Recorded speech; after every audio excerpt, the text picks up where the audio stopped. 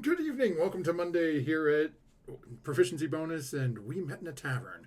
We are back after a brief week's hiatus. Before we jump in and over to our players, a couple of quick shoutouts. Big thanks to Team MZ, Many Sided Dice, Twitch, OBS, Streamlabs, and our favorite friends from up north, Little Dragon Corp. If you haven't checked them out yet, it's Little Dragon in the chat. Check out their website. They sell all sorts of great dice, tabletops related stuff. I lost my dragon foot thing. There we go. Little pedestals that light up your dice. They're also running a Kickstarter right now that you can find a link to through their store. That's got all sorts of great, I want to call it like dragon themed dice where you can get stickers and pins as some of the stretch goals. Definitely check it out. A lot of cool stuff going on in there. I did the same thing on Friday the first time I tried to put it in. I spelled it wrong, didn't I?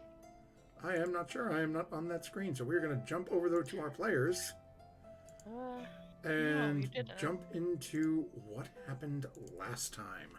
So our party has been off the boat in the town of Seawolf. Specifically at the request of the captain, as it is green grass today.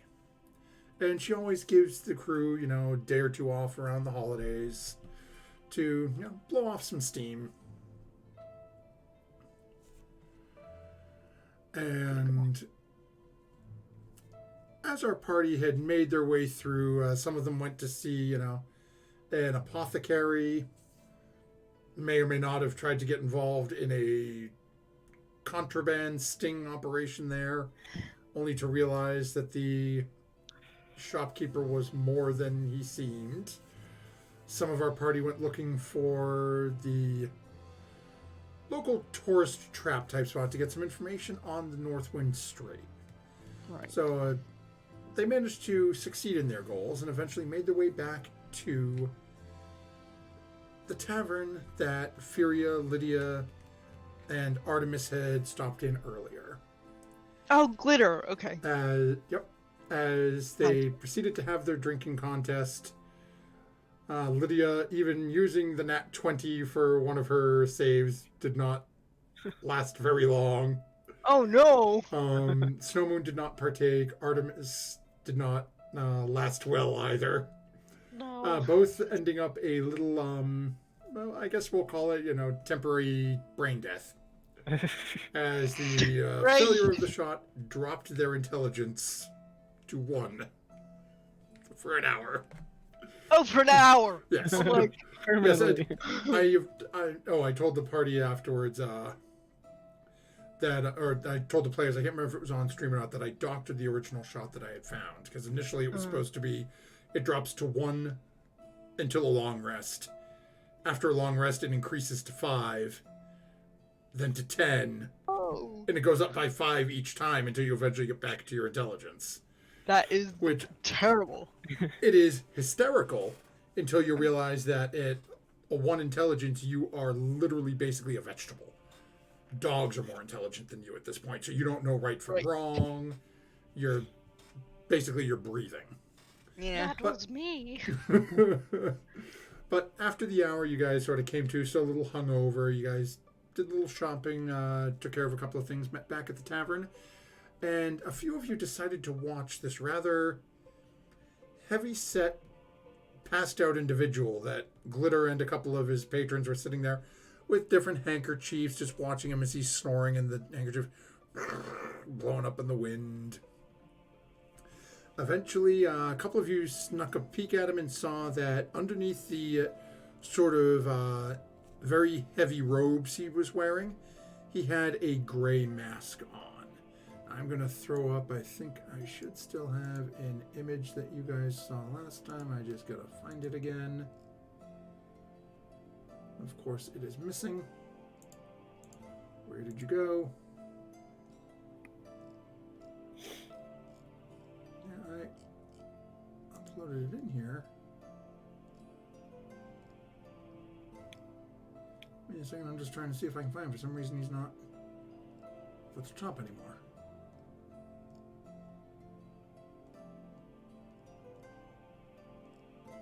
Okay, come on. wait for our viewers. Okay, there we go. So this is what they saw, and I'm going to toss this up on our stream here so our viewers at home can catch a gander of him. See that guy? Oh, come on. There we go. Oh, okay. Big ass honking picture. Okay, guy course. in gray mask. Hideously off-centered on our thing, but hey, y'all. Actually, you know what? Let's just do it this way. Drag him up there. Deal. And blow him up like this. There we go. So as eventually, I think it was an hour or two into the evening, this person awoke with a start and bolted up and took off running out the door. As some of our party, I think it was Furia and Snowmoon, decided that they were going to follow. Furia having a much stealthier approach in mind, but Snowmoon decided to sort of take off and try to tackle him down. And as the two tackled, and in pure Monty Python or Benny Hill fashion, just started barrel rolling through the door out into the street, as Furia and the rest of the party started to follow behind. A couple of you heard the familiar sort of clinking of metal and clay and porcelain clattering on the ground as the mask was left behind. And as you watched as Snowmoon on top of this individual, looking down, Snowmoon pinned this individual on their back, looking up at him. Snowmoon doesn't say a word, just glances up a little bit as the clouds part and you see the beautiful crystal clear full moon. And as Snowmoon begins to convulse, his body warping and shrinking down into the form of a giant boar. So you attack this guy for no reason, and you turn into a giant boar? I tackled him for no reason. I didn't You quite tackled him for no reason. You should learn your damn lesson by now. Now, with that being said, you will notice, viewers at home, that we do have Sarah's window has been boarded up for this evening. So, unfortunately, Sarah Sigma is not feeling well, will not be able to join us tonight, so we're going to have Sarah on Roleplay Light. Actually, let me make sure that I have... I'm pretty sure I have Sarah's character sheet somewhere. I'll probably try to lesser resto him. Copy. There we go. Yep. So I do have Sarah's character sheet here. So we will be good to go with that. And actually, you know what? I am just going to... Is that really not working anymore? Yeah, it really isn't working. Well, I'm sorry, Lieutenant. I'm going to have to yell at my mysterious cohort when I talk to him tomorrow evening, because we need to get that fixed. The discount code is PROBONUS. So definitely check them out, even though our thingamabobbers are not working at the moment. If you don't know what a thingamabobber is, you have not been listening to me long enough. And with that, we are going to start off tonight's episode. I'm going to ask all of you to go ahead and roll initiative. Because everything happening here, again, it really depends on how things go, but it's going to be that sort of stepped sort of intro, we'll call it. And I am going to grab... Should we drag our tokens over? Yeah, drag a token over just so we have it on the board. Really? How did I just lose you again? Where are token? How do you drag your token over? So You go ahead. sorry. You go to your journal, and you go to characters, and you just click on your name and move it over, like slide it over. Yeah, so you just point, click, and drag. Yep. Ooh, much worse. And then after all this time, I still have not remembered to set up my cheating. Now don't forget to once you roll, change it up on your thingamajobber. I'm just all about the words tonight, folks. This is going to be an interesting session.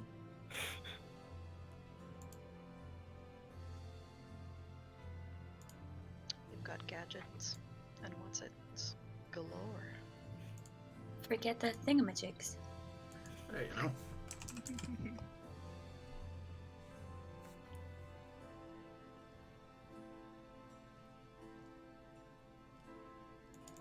Oh, that's right, you're on the other thing.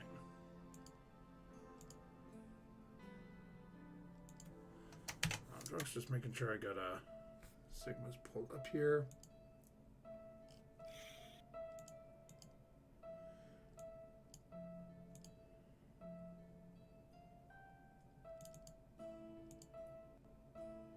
Okay, so let's put Sigma on there. Okay. Here's a good die for. Hey, that is not for you. I should have rolled my bad guy first. Sigma just landed a 19. Nice.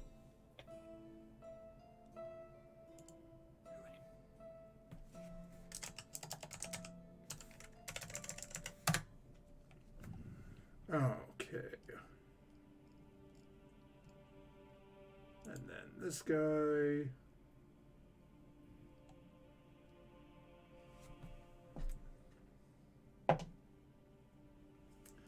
Alrighty then.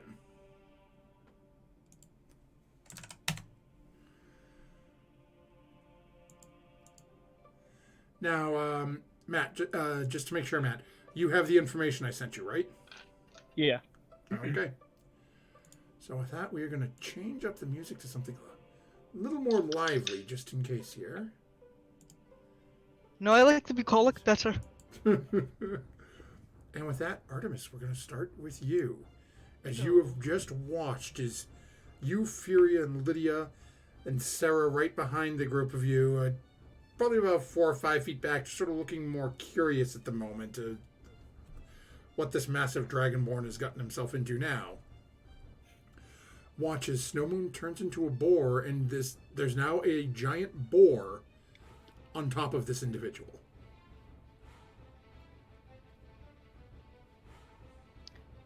Okay. But it's Snow Moon. So I don't want to stab it.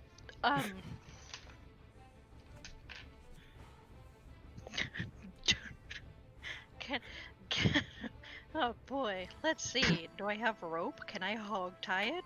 I don't know. If you have an adventurer's pack, you would have 50 feet of hempen rope. I do have that. I doubt my hog tying skills. You're more than welcome to try. Oh boy.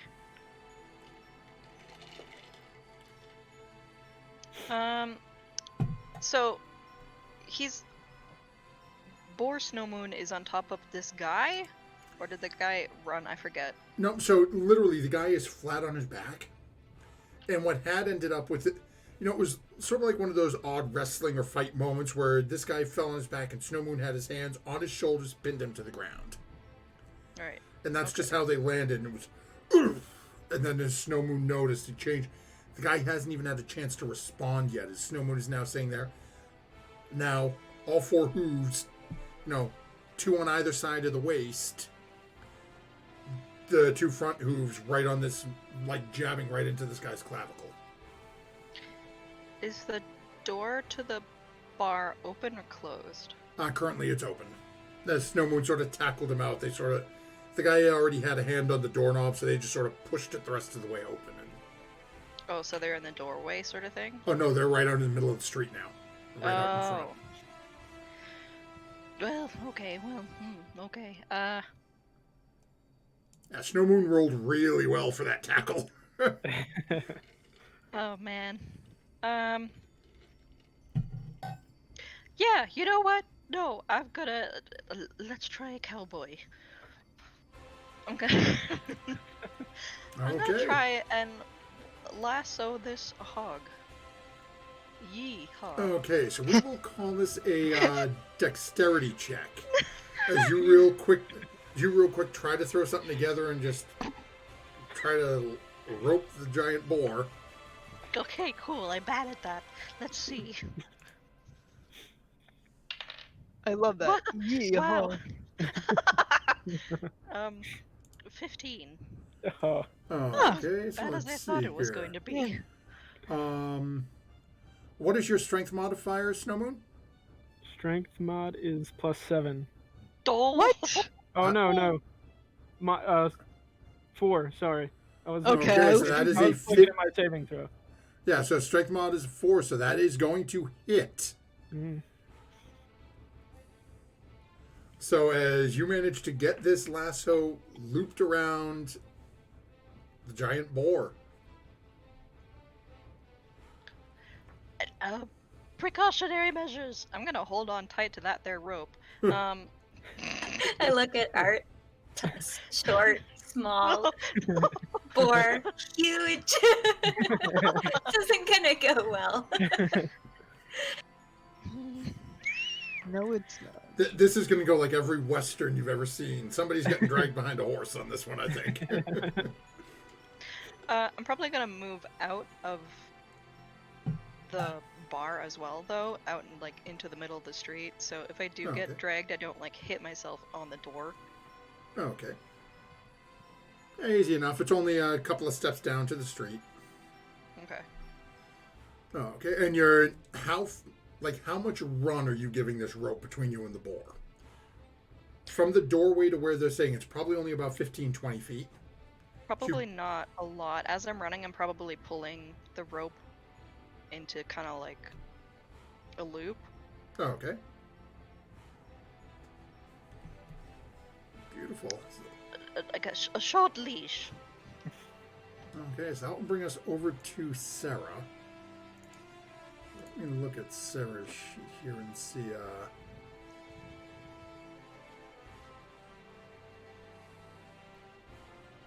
Okay, so actually, Sarah has some skill in animal handling. So Sarah is going to walk out and, still staying a little ways away from the wild boar, is going to basically try to almost try to talk the boar down, just trying to like keep the boar calm. It's hard to really tell what the boar is thinking right now, as it is really hasn't had a chance to react or do anything yet. But so I will say Snow Moon for this one. Make either you can either make an I guess we'll call this a wisdom save. Okay. Ooh. 7. Okay, so yeah, there's a strange small halfling that's apparently saying something, but you have no idea what she's talking about. Unfortunately, that was a 1 on the die. No. So that brings us over to Fury, and then Sarah's going to do the same thing, sort of come out of the bar, but move a little ways away from Snow Moon. Not wanting to get too close up, is more waiting to see what the friends are going to do first. Darn. I know what I'm gonna do, and it's not smart. Those are Join the best club. things to do. Yeah. So, what would it take for me to go over and pick up that mask that fell to the ground? It's only a couple of feet in front of the door, so I'd say you could do that as a free action. All right, yeah, I would run over and I would pick it up. I would call over in the general area of Boar and Man and say, "Sir, I'm sorry. I just wanted to congratulate you on how far you made it in that drinking competition earlier. I did not expect this to happen. And I would like to cast Moonbeam, but not on Snow Moon or the man, because I'm assuming it would hit both. But I would cast it sort of in between where Snow Moon and Art is. Somewhere in Okay. there. So what we'll say is, because right now Art's about 10 feet back from where this pig pile is.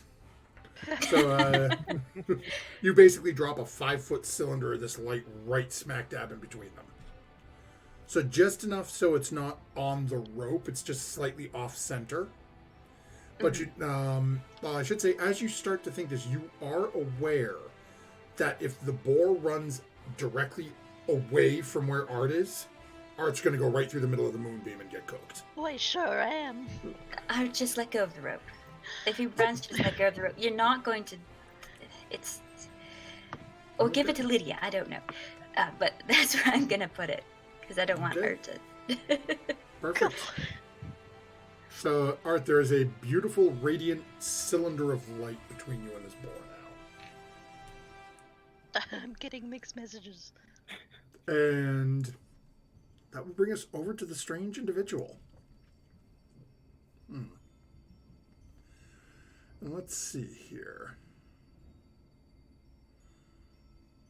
Oh, okay.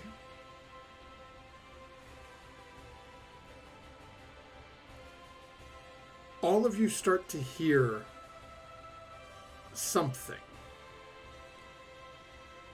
And Furia, you're the only one who actually understands it. Oh, that's new. In Druidic, you hear, no, not you. You're the wrong one. You want something done, you have to do it yourself. And with that, this individual is going to make a strength check to try to... Basically, I'm calling this the boar has this guy grappled as he's sort of pinned under him. So this guy is going to make a strength check to try to get out of this grapple. So Snow Moon, you can roll either strength or athletics to try to hold on to this individual as he is trying to get out. Okay, so I will just add my skill score to my roll. Yep. In this case, okay. Yeah. So I don't... let me just double check here. I got to pull up what I sent over to you just to make sure. I don't think there's any... Oh. Yeah, no. So for Drangmore, it doesn't add anything extra to it. Okay, so that's a 25.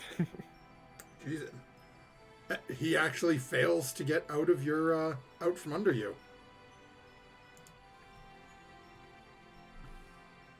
And you just... you can hear a sort of... again, Fury, you're the only one hearing this, but you hear a rush of just curses. I probably learned a couple new ones. And you hear one specifically that sort of jumps out at you. As you just listen to this person muddle, you hear him say, "Damn you to the Beast Lord." That ends his go and brings us to Lydia. How big of a creature is a giant boar? Is it large? It's medium. Medium? Yeah. Okay. Wasn't sure if I had to... No, so it's giant for a boar, so this thing is literally Snow Moon sized, which is why it's hard for this guy underneath it to get out of from under. Can I go around the moonbeam? Oh, easily, yeah. They're Alright, I'm only gonna... about 15 feet from you, so that's 1 5-foot circle. You can easily move around it. Okay, I wasn't sure if it was right in front of the door or not, so I could get out and around. Yep. Okay, alright, so I'm going to grapple Snow Moon, the boar. Okay, go ahead and make a strength check. Snow Moon, I can give you the rope. Snow Moon, go ahead and make a strength I was check gonna as well. belly flop on the entire thing, but I decided not to. Well, that's pretty much what I'm doing. Yeah.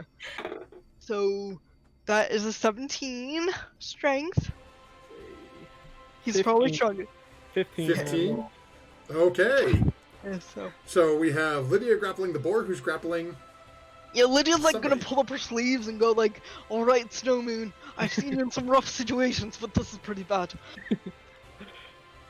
And I'm just gonna try to grapple him so he doesn't like go all crazy on the poor dude as a boar. So. Okay. So, Snow Moon, you are currently grappled, and it brings us to you. So I guess at this point, yeah, like he's a boar now, and he's kind of snarling and feral, and I guess he's just gonna try and break free of this grapple he's now in. Okay, so that's another contested strength check. So go ahead, Lydia. Not good. Ooh! Dirty 20. Oof. That is a 10 for me. Okay. So tries united. Lydia, as you're feeling as this thing starts to sort of bucking back and shaking left and right, Lydia seems to be on there pretty tight. Oh! That is your action. I don't know if you've got He's still snarling and fighting, but yeah, he's stuck. Okay, so that'll bring us... Like a pig? Yeah, because you're a hog. Sorry. And we have our episode title, folks. Stuck like a pig. Yeah, it's gonna be one of those nights for me, folks. I'm sorry. Hey, nothing wrong with that. So that brings us back to the top of the order and Artemis. Oh boy. So you've got this rope around the giant boar. It's trying to get away from Lydia. It doesn't seem to be having any luck. I'm gonna go over to Lydia and give her the rope. And actually, you know what I just realized? What? Yep. Sarah is the one in possession of those vials, isn't she? Yep. I believe so. Okay, that's... And I don't think most of us know about them. Only Artemis and Sarah know what they do. So that's DM mistake. That's... So, should have had Sarah try to do that, but luckily Sarah's coming up next, so... I don't even know what's going on with that, so that's fine. Okay, so you're using your movement to sort of go around the moonbeam and give the rope to Lydia. Thanks, Art. I'll try to tie him up or something. So or something, yes. Yeah, so that would just be a free action to hand over the rope. So you still have action, bonus action, probably a little bit of movement left. Although you are now in melee range with both the boar and this individual lying on the ground. Oh, cool. So. I don't want to hurt either person. I mean, I'm pretty sure that one of them is kind of not cool, but like the alive bacon, no, that can stay. Oh. I guess I'll ready in action if the dude gets out of the compounded grapple. I'll try and either grapple him, I guess, or fire off a Commoners are really easy to kill, FYI. we learned that on Friday. So don't kill him. Don't firebolt him unless you want to kill him. I said knock knock. Specialty. Yeah. The more you know. What if he's not a commoner? That's also true. The guy in the shop wasn't. I mean, this town. Yeah. Already in action to try and tackle him again. Okay. If he runs. So that will bring us over to Sarah. Now, I'm going to ask... I'm directing this more towards you. Do you think Sarah would try to basically force feed the wolfsbane, knowing what it does?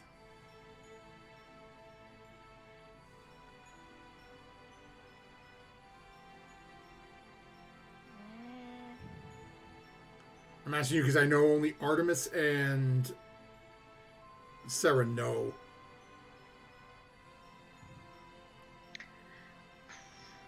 Probably if she sees that Art hasn't like made a move to like grab it from her, then I'm guessing that she would take like the initiative and try it. Okay. Since this is kind of a new situation. And so we are going to basically make this as because this is an imbibed potion. So it's something that she's got to actually get up to Snowmoon and force it down Snowmoon's throat. So, Snowmoon, you can either, again, I'll say either athletics or acrobatics to try to prevent Sarah from shoving this into your mouth. Would it be a disadvantage? No, he's got a straight check, but I am giving Sarah advantage on the attempt because you basically have a 7-foot-tall furbolg trying to bulldog you at the moment. Nice shit. The gnome that has a rope loosely tied around your neck. That's not having much of an effect as of yet. But I Oh, I rolled a net 1. Oh. Well, what's your bonus? It may still end up being better. 7, no. so it's an 8. Oh with the- no. And that is a 6 and a 7 on the dies. Oh no. Oh. And Sarah has a -1. Oh. So Sarah no. is in. Lydia, you watch as Sarah comes running over next to you, sort of steps up onto this individual's shoulder, 1 foot half on his face, with a little vial in her hand, and is trying to shove it into Snow Moon's mouth. And Snow Moon is just jaw clamped shut, jerking back and forth, and Sarah just can't seem to get it into his maw. Okay. But the vial is still nothing happens to the vial. It doesn't Okay. pour out. It's just she did manage to get it in, so didn't tip it over. That brings us to Furia. This whole situation is very, very surprising to her, but seeming as the boar is mostly under control at this point, and she still has her moonbeam up, she's actually going to run over to the man and try to assist pulling him out from underneath Snow Moon, and say back to him in Druidic, "Who are you?" Okay. So let me see here. So as you are helping pull him out, we'll have him. We'll have this be a contested check against Snow Moon, and now I'm going to have you roll the die. So go ahead and roll a d20 for me. Or actually, let me rephrase. Roll that with advantage. Snow Moon, go ahead and roll a strength or athletics check, as we are seeing whether or not you can keep hold of this individual as Fury is helping out here. That was a 15. A 17 for me. Okay, 15 on the die for you, Furia. Mm-hmm. And Snow Moon, that was a 17 with your modifier. Yeah. Okay, Furia, you, with your help, you're easily able to pull this individual out.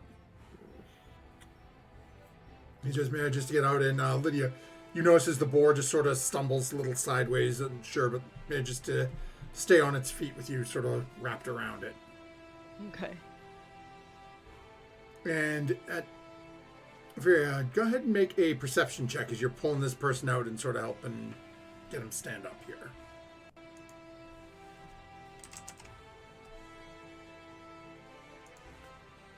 $13. Okay. Let's see here. Okay, as you're looking, sort of helping this individual up and sort of helping them stand up, the first thing you know is, as they're standing, their posture seems a little off. It's more, I guess bestial is probably the best way to phrase it. Put you in mind of what you've seen some like small monkeys stand, where knees are slightly bent, slightly crouched, or like a small cat getting ready to pounce on something, where those, like, it's always ready to move quickly. Very sort of bland, almost forgettable face. As you're looking within the hood that this individual is wearing, it's, you really can't even tell it's human, elf. It's almost like it's almost like the face is blurred, or just for some reason you can't focus and get a clear look. What grabs you are the eyes. As you're looking, it's one of them is, both of them cat's pupils, this like vertical slit pupils. As they turn and look at you quickly, you watch as it has that, the light just sort of reflects off, and they seem to glow at you for a moment.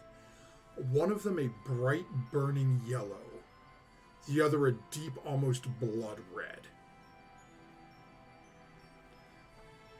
As the eyes look down at you. And then Druidic just says,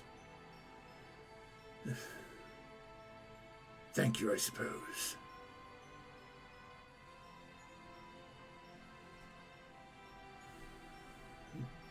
and sort of straightens himself up.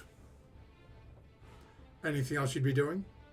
I would still be holding on to the mask, just sort of trying to hide it somewhere.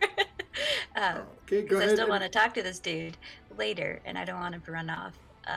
But that's it. Okay, go ahead and make either a sleight of hand or stealth check, whichever you prefer.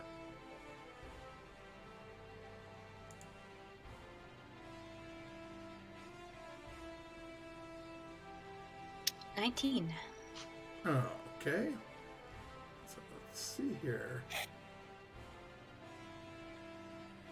Okay. Check his passive. Okay, anything else you'd be doing? That's it. Okay, so as he's sort of getting up and you watch his, not so much dusting himself off, just that sort of quick little push down, almost more like it's an irritation rather than actually trying to do anything. Looks at it as you're trying to sort of slip the mask and hide it in like a back pocket or into your pouch. You watch as the head just sort of turns and leans over and looks back towards it a little bit. This is, I suppose, a souvenir in Druidic. And then, in common to the group of you, do be careful with that one. We have to make do with what we're given. And then you watch as he turns to face towards the bar and crouches down and literally looks like he's getting ready to jump. Artemis, you had a held action if you want to try. It looks like this guy is planning on jumping and trying to make a run for it. Yes. Okay, so go ahead and make your strength check. Oh boy.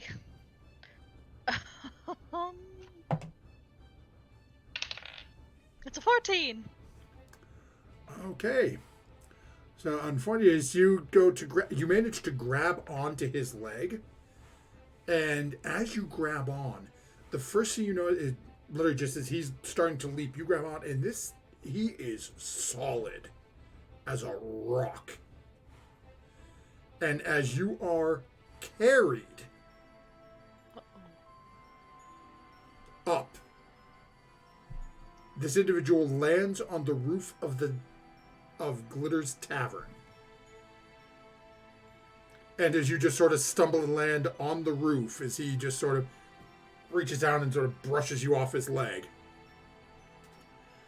He looks down. Tenacity. And you watch as dropping to almost to all fours. If you've ever seen like a large gorilla running, where it's two rods and then the hands hit the ground and pulls him forward, starts taking off across the roof. That will bring us over to Lydia, who is currently still grappled with a snow moon. Well, poop. Do I go after the guy that I can't really get to? How far away is he now? So he jumped up onto the roof and then started moving. So he's probably give or take about 40 feet away. So I don't think I could get there if I dashed. Gotcha. Well, what's your movement? Your movement's probably what, 30? 30, yeah. Yeah, so you could follow him. I'm not sure how you would get up onto the roof necessarily. I'm pretty tall. I could probably hoist myself up. Yeah, okay, fair enough. You're 7 feet, so. Yeah, okay. So I'm gonna let go of Snow Moon and go after this guy since Furia seems like she's keen on talking to him. Okay. And try to grapple him now. Okay. Can I do that? Your movement is how? 30 feet. So. You'd be able to get, I'd say because of your height, go ahead and make an athletics check, see if you can actually manage to hoist yourself up onto the roof. Not bad. 18. Yeah, so we'll say with the distance away he is, you're able to get right up beside him. You'd have to use your action to dash. Okay. So, but if he goes to continue running, you would be able to use your opportunity attack to try to grapple him. Gotcha. Good for me. Okay. Enter. Okay, so Snow Moon, this creature that had just dogpiled on you just lets go and takes off running. You now have a small gnome in front of you. You have a Furia is off just a couple of feet away to the side. There's still a rope around your neck. Furia, Lydia, what'd you do with the rope? You just dropped it? Okay. So, like, how self-aware am I, like, compared to my usual self now that I'm I'll say go ahead and go ahead and make an intelligence check. Okay. Because right now this is not, you weren't aware this was going to happen. Right. So Snow Moon's mind is probably a little bit in shock at the moment.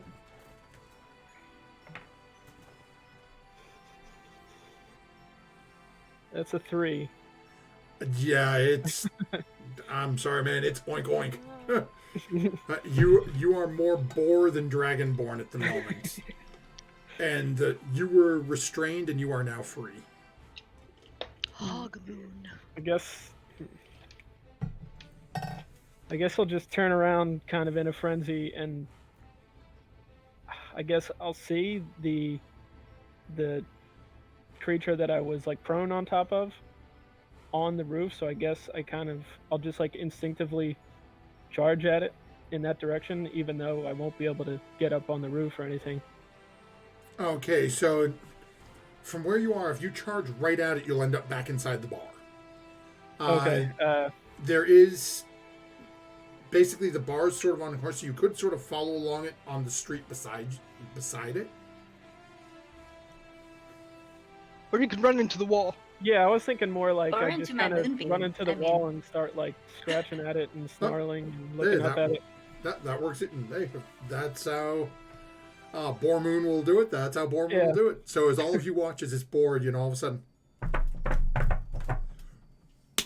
into the wall, and you just watch it. Starts grinding the tusks on it and starts pawing. Almost looks like it's trying to climb up the wall after this thing. Sarah is going to use her reaction to grab onto the rope as you're running by. Again, not to stop you, though, just so somebody's got the end of the rope. Mm-hmm. And because you're only going about 15 feet, it's just going to let the rope feed out and make sure somebody's still got a hold on it. Mm-hmm. So have I even noticed the rope? There's probably a chance I didn't even notice. Realistically, the rope went on and it was just sort of thrown over your head. Nobody's really grabbed it and yanked and caused it to close up and restrict you. Right. And then right after that happened, Lydia jumped on top of you. Yeah. So everything's happening real quick, so you probably haven't even noticed the rope. The first time you go to take off running somewhere and that rope runs out and somebody's holding it, it's going to cinch up on you and you're going to know it immediately. Okay. But given it's probably going to be a gnome or a halfling holding it, you're going to be like, that tickled. Yeah, so I guess he'll just keep kind of clawing and scratching up at this individual. And that will bring us back over to Artemis then.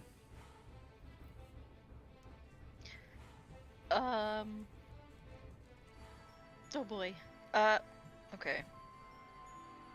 So he shook me off, but I'm still on top of the roof. Yeah, you're on the roof. At this point, you're probably about 15, 20 feet behind him and Lydia.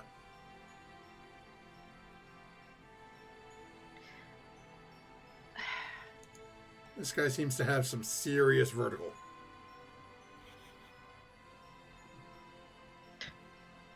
But I'm nothing if not scrappy. I'm going to... I guess what I'm gonna try and attempt to jump on him once again. But also saying what did you do to Snow Moon? What did you do to our friend? While I'm doing that, because I want to know. Oh, okay.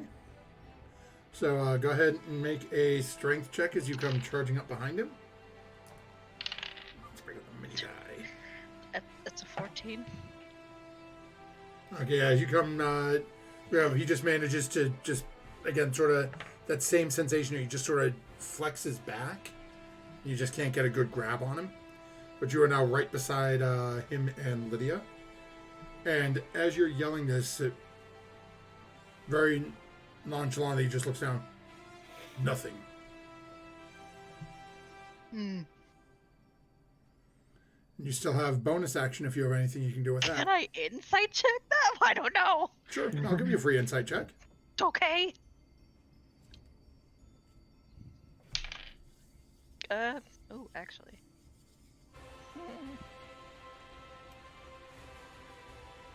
24? You actually believe it. It's... When he says he did not do anything to Snow Moon to cause this, it seems like he's being truthful about it. Ah! Yep.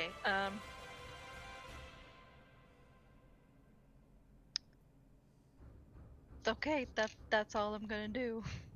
Okay. So I'll bring us back over to Sarah again, who has currently got the rope and is now going to steal a page from Artemis. She's going to start walking up like you do with the extension cord and wrapping the rope around the arm, getting a little closer to shorten up the leash, and is going to make another action to attempt to shove this potion down Snow Moon's throat. So Snow Moon, go ahead and make a strength check for me. As this is now just a straight check, as Sarah is on her own. Say 19.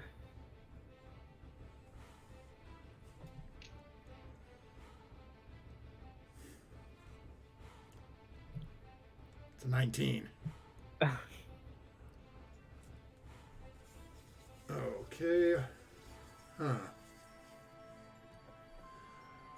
I'm treating this as an attack, so meets it, beats it. It's...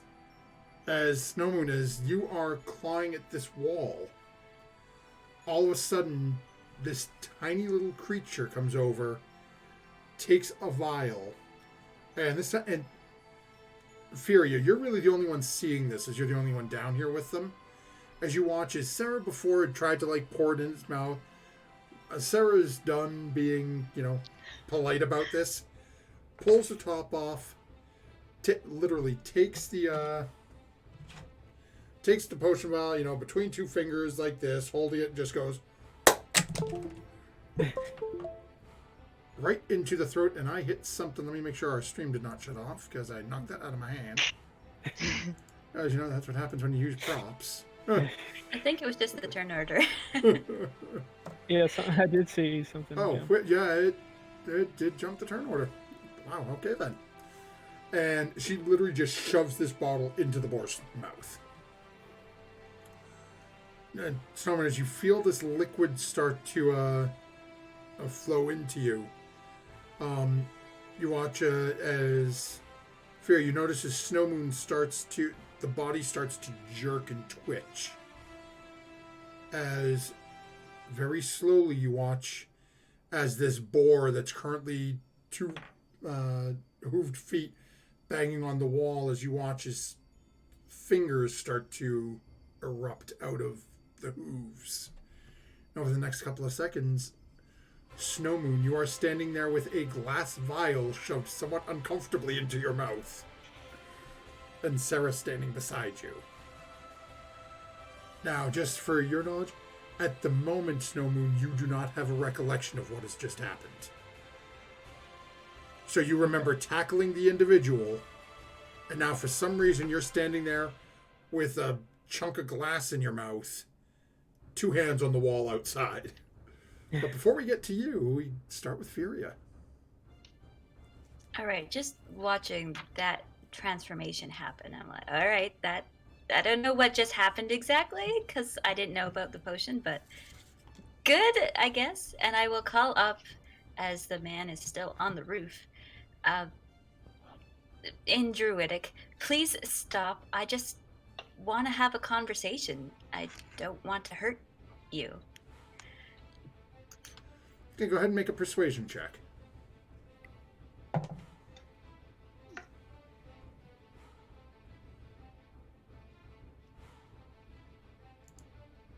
Grand 13. Okay.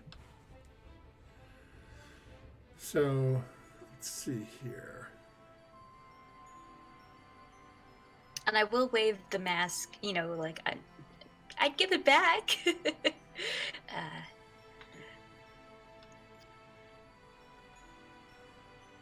Okay, let's see what he's going to do here.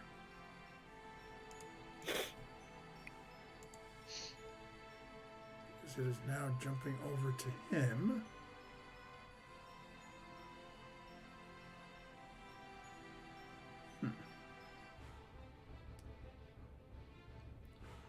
Okay, check one thing here.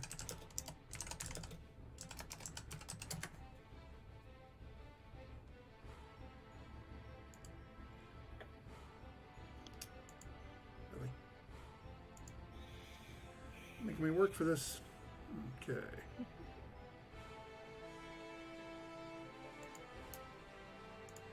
So he's going to, listening to you, is going to turn around to face the group of you.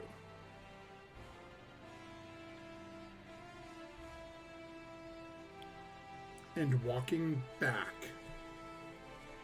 is just sort of going to reach out, and as Lydia's facing him and is a little bit taller, is just going to sort of put one arm basically right around Lydia's midsection, almost like he's trying to clothesline you. Reach down and grabs Art by the back of the shirt and is just going to start walking with the two of you, trying to drag you back with him. So if you want, you can make a strength check or to prevent this if you'd like. Walking backwards from where he was? Like, yeah, back towards the edge that he jumped onto, back towards Furia.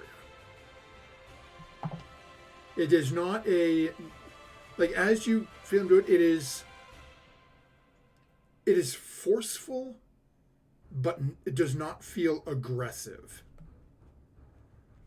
It's almost... you get that sort of a feeling of like a disappointed or angry father dragging their kids somewhere.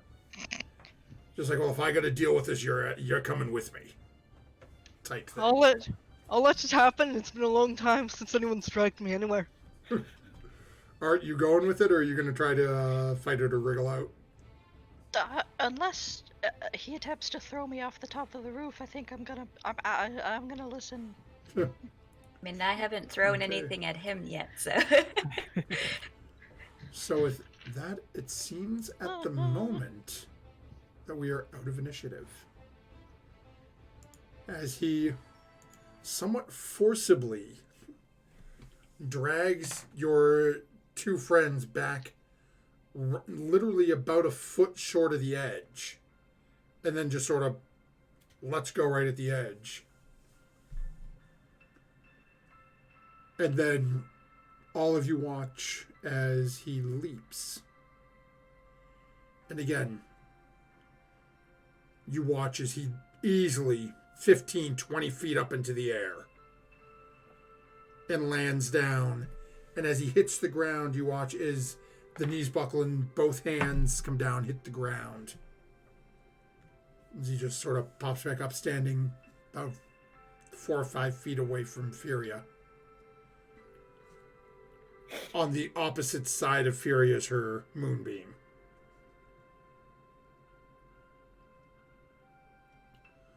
Looks down in common. Come down from the roof, if that's okay. Oh, of course. I'll help Art down if that's not too condescending. Art, can I help you down? No, please do. Okay. Yeah, that's about 10, 15 feet up for you, Art. Yeah. And as you both come down, you see Snow Moon. It's just sort of taking his hands off the wall. Yeah, he's kind of... Glad to have you back there. He pulls a glass vial out of his throat and... Is there a rope around my neck? What is this? What happened? Sorry about that. Invested it. What happened? You turned into a hog. A what? A boar hog thing. Real quick. As a player, I know why this is happening, but does Snowmoon have any idea why this is happening? Go ahead and make, we'll say either a wisdom or an intelligence check. Okay. We all do this because we saw it happen, or Yeah, I'll say sure. Any one of you just can. so to see Yeah. if we know what it is, obviously. But... A 16 actually. Oh, okay. Wisdom. Art, if you prefer, you can make an Arcana check. 22. 16 as well. Okay. Are you kidding me? Oh my gosh. Got a 7. Aw, Arcana is your thing, man. I know. You need some new dice. Yeah. 2. Little Dragon Corp. Yeah. Canadian dice. Canadian dice. Maybe they'll be nicer. Probably Can't deny that. very polite. But shush. So Apologize every time they roll a 1. Yeah. Oh yeah, you betcha. I'm sorry about that. have some maple syrup. Yeah, have some maple syrup. Oh boy. Sorry about Celine. I'm not sorry. So all of you get the same sort of flash, as you've only run into a giant boar once that you can remember. And that thing was going to town on Snow Moon. It's just a few days ago. About a week, maybe. It's a captain of a ship that you are now in possession of. That had a lot of interesting carvings on the beds. Hmm. Some of you have been checking your beds and haven't noticed anything. But you all get that sort of sensation remembering Hara, the were-shark that you ran into in the Zaratan. Remembering the strange woman who turned into a bird in that cave you found on Amaroon. Maybe that boar that attacked you isn't so much like Furia as like something else.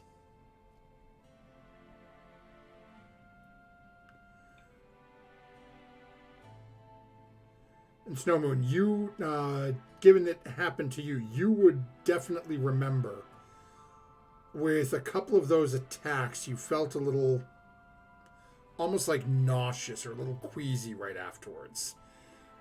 One or two of them, it just sort of washed right past you, but you remember one of the attacks that the feeling just sort of stuck with you for a few minutes. And you didn't seem to be there anymore. You didn't notice it. But it didn't get that immediate sort of like wash over sensation.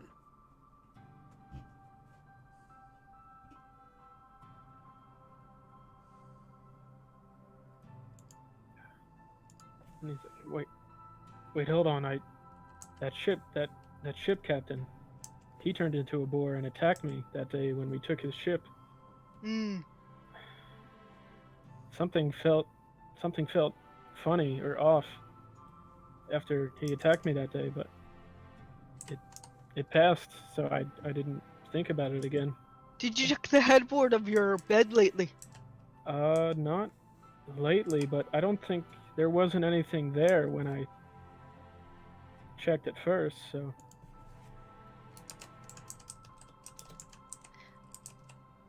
So did we just accost a man for no reason? I point upwards. Maybe the moon has something to do with it. And as you say that, you hear a laugh come from the individual in front of you.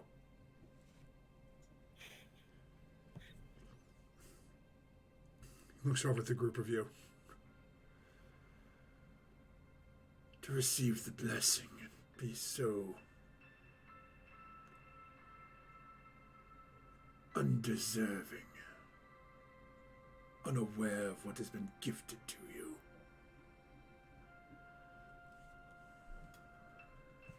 I'll just take a few steps forward, like with his hand on the hilt of his blade.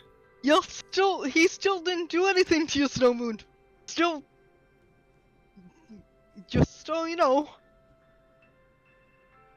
I mean, he insulted you to your face, but, still no physical action against you. When'd you Who get are so you anyway? When'd you get so belligerent? Lydia, you were punching Snowmoon for no reason earlier, so... Well, gently, friend punch. You know, not to punch to kill. Okay, I need to work on my temper a little too. But, Is it true that... And I, nod over at Snowmoon. He's now one of those? As he sort of looks over at Snowmoon, takes a couple of steps forward, Snowmoon gets right up in your face. And again, you notice the same thing now with the mask on, that you noticed it for a brief second before the change took you, as this individual landed on its back with the two different colored eyes. And again, that same sort of, it's that sort of a face when you look at it and then turn away, other than the eyes, you have no idea what this person looks like. It's just that sort of weird, almost like blurred image effect, except for the eyes. There's nothing remarkable about him. As he looks over and leans a little towards you.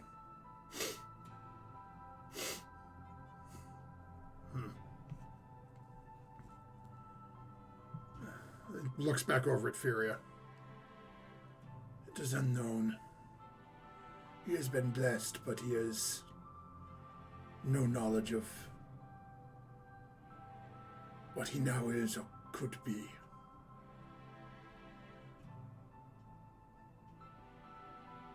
Only in his heart can that decision be claimed.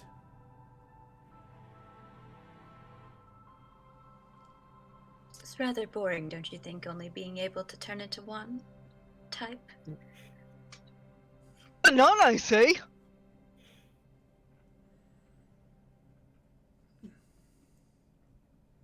He just sort of smirks a little bit and then sort of scans over the group of you.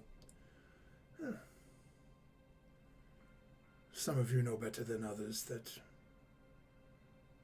those who are truly blessed have more control over their form.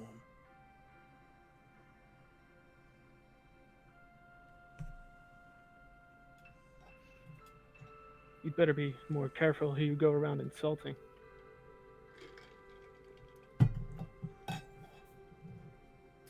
Or what, you will tackle me out the door again? I can do much more than that. And he kind of like shifts his blade a bit more to bring attention to it.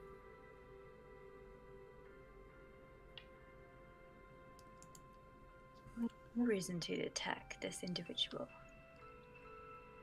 My original intention was just to speak with him and give him condolences, I guess, over the earlier competition. And, he did very well making it to the last and final round. But apparently, it got out of hand. He sort of glances over and you watch as the slightest smirk plays across his mouth for a moment. You did quite well yourself.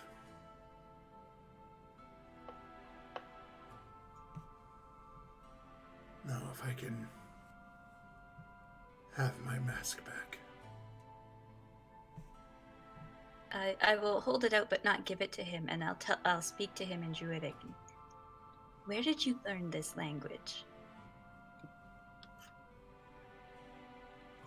As he reaches out and his hand closes over the mask. Or over the opposite side of it. Mm-hmm. In Druidic, he says to you,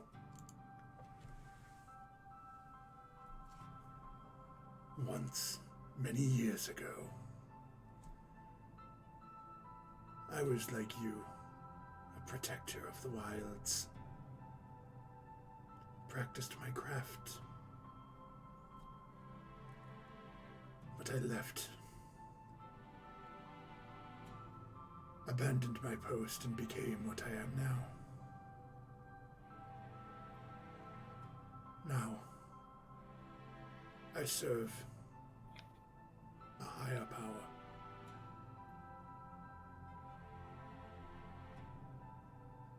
The Beast Lord?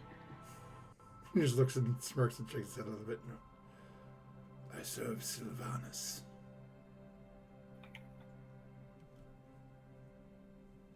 I see.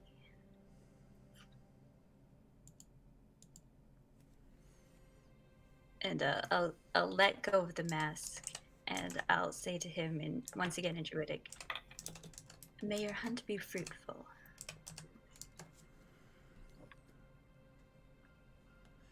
As he reaches up and puts the mask back on, and you can hear he's, clicking it back into something within the hood piece that he is wearing. So he can, and Joe 69, he takes his hand away and looks down.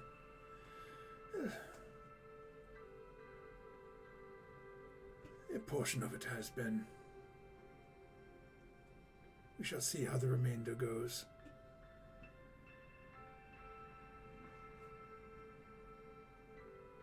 I have a feeling we will meet again.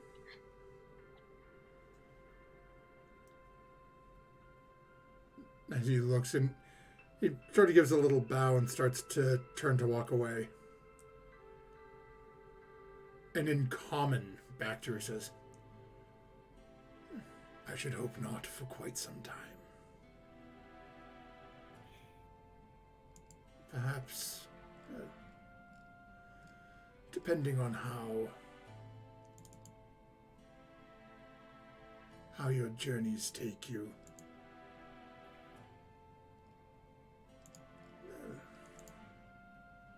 One could say perhaps the end of next month, or perhaps even further along. There's always midsummer. Things tend to be interesting around the holidays.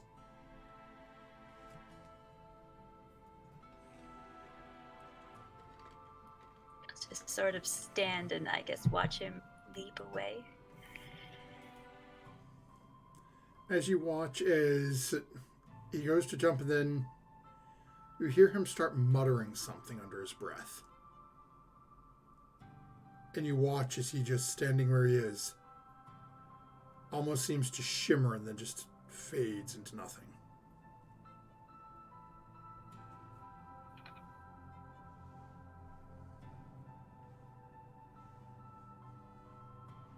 Well, that was interesting. Serious. Why don't we get Snow Moon inside and, tell him what happened in detail and decide what to do about it? Yeah, I guess. Inside as in back to the ship? Or inside as in inside the tavern? We have inns in the rooms in the tavern over there. Yeah, I was wondering if we should check the bed frame out though. Why? See if it changed. On the ship, that is. But, okay, we'll go. So you guys heading back into the inn up to the rooms you were given by Glitter? So, yeah. I think so. As you head in, you notice that Glitter and the other two that had sort of been playing with this snoring individual are still there and now all passed out on the table. Oh. The one young woman who had been basically the last sort of bar person there besides the owner is just sort of sitting behind the bar. You see she's got a drink in front of her at this point now. As you walk in, she just sort of gives you all a nod as you start heading up to the rooms. And it's a little early, but I think this is going to be the best point for us to take our break for this evening. So definitely stick with us as we will be back to see how the party is... how they're going to handle this new predicament in this strange individual, the Servant of Sylvanus. We will be back shortly, and thank you very much for hanging out with us. I've noticed Lieutenant's in there. I've seen Scythian popping in the chat. We'll be back soon to see what's happening here. So be back quick, folks. BRB.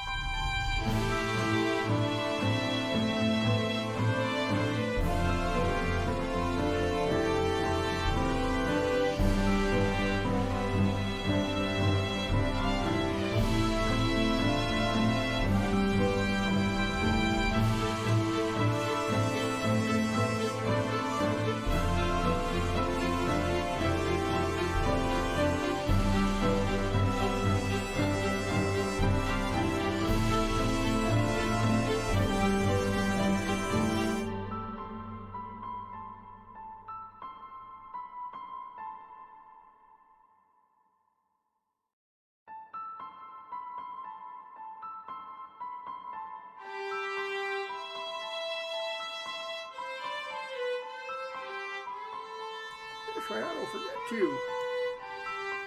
And we're back. Welcome back, everybody. Thanks for bearing with us. We took a quick break, facilities, beverages, whatever we might need. So we'll pick right back up and with the party basically escorting Snow Moon up to the rooms upstairs. The evening is yours. It is probably about 9:30, 10 o'clock. It's fairly late in the evening, but at the same point, it is feeling a little earlier. You're a little more alert than you were watching the large unconscious individual. Unfortunately, there is still pieces of feather downstairs on the table making a mess, so I didn't bother to clean them up either. I got more important things to do now. Yep.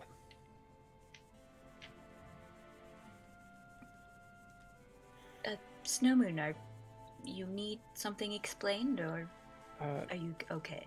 I mean, yeah, I don't really remember what happened. I remember like being on top of that individual, and then I remembered standing up against the inn, but nothing in between. And if Sarah's around, I'll ask her, like, what did you give him that worked? And Sarah will sort of look over at Art a little bit, and actually Snow Moon still has the vial. And yeah, I guess it was still, he like shoved it in his pocket or something, I guess. And Sarah looks over and just goes, Wolfsbane. It prevents change due to... and just gestures at all of Snow Moon. So it's a cure, or it stops it once, or... A single day, if correct, Art? Yeah, just one dose. I mean, I'm guessing that if it is connected to the moon, then hopefully it shouldn't happen tomorrow, but it's speculation. Well, I know, like everything I've heard about werewolves, it's always the moon, and they change and don't remember anything. So I don't know if it's the same about boars or exactly how that all works. But Snow Moon, as soon as you tackled that guy and tumbled outside, and you landed on top of him, and then you changed into a very large boar. And weren't quite yourself. Yes, I would say he's lucky that he got out unharmed, because all I can remember is just like a rage or a fury. We did our best to subdue you without actually hurting you. Sarah's timely dose of that stuff did its thing, but yes, and the rope too, which I guess I never took off, so he starts to take that off as well. Yeah, Sarah's been sort of walking behind you, sort of rappling it up. Yeah, oh sorry, that was me. But I guess from what that man said, I don't know which parts. I'm assuming you don't speak that language? No, I couldn't understand what he was saying. From what I hear, it's not very common. But that being what you are is very... I guess you could turn it into something important if you wanted. Like the people that we've come across so far. Like, I guess, Hera and the captain. But I suppose if you really want a cure, we can go search after that for you as well. Perhaps I could try and master it somehow. But I just don't want you turning into that when we don't need you to turn into that. Like, what if we're sneaking through something and then all of a sudden you're a boar? That's true. how long did it last? Was it long, or it doesn't feel like it's been that long? It was less than a minute, but I'm assuming you would have stayed that way until the moon went down. 24 hours? I don't know. Did we learn anything from this individual before they ran away? I have a feeling they are a member of the Great Hunt. Oh. I don't know for sure, but he did mention that he served Sylvanus, and from what Art said in the last thing, they were connected. I did wish him a good hunt, and he said that so far parts of it were very successful. So, if he was indeed looking for things that we are, felt kind of odd having some of them, and I pat the bag of holding on my side, having them right in front of him. If that was indeed true, I could be going off in the totally wrong tangent here. Yeah, I don't know any more than you, so.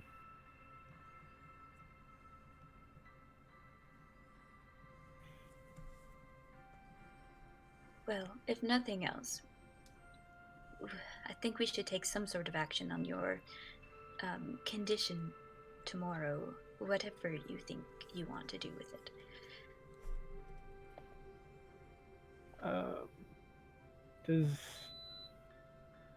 Does anyone know, like, how long it takes for the moon to become full again, if we think that's what's causing it? I probably would, but I don't know. Okay. So, typically the moon cycles each month. So as it stands now, with it being green grass, so it's basically the day between the claw of storms and the melting. If you probably know that the next full moon is about 310 days from now. Well, basically 30 days. We have about a month, 30 days before it's going to be full again, since it's full now. Okay, I guess maybe we can find more of those potions, those one-use potions, but I don't want to just get rid of it altogether either, but I guess we'll have to consider the Perhaps options. some sort of research or information we could gather. Is there a library in town? Maybe somebody wrote a book about it. Maybe. Art? Do any of the books you have right now mention any of this kind of stuff? That's a good question. Nothing that you picked up. Most of what you were looking for when you were rummaging through the stores was more on the demon side of things. Mm-hmm. So you don't have anything that you can recall. Actually, give me a second. That may not be true. As you did pick up. I have read through the general monster book that we picked up. Yeah, the Volo's Guide? Volo's Guide. Well, yeah. I don't remember, though, if there's anything about that in there. I'm just pulling up right now to double check because... And I probably have finished reading through it by now in game time. Oh, yeah, probably. And I probably have given it back to Art to give to somebody else to read if that is something somebody I would like to wants read this if you don't mind, Artemis. I should probably read it as well now that I have this to deal with. A second, sorry, folks. Just scanning through Volo's Guide. Sure, I guess so. Just don't lose it, get it wet. No, it does not look like there's anything in Volo's Guide about something like this. If we are to go and get the one-time potions,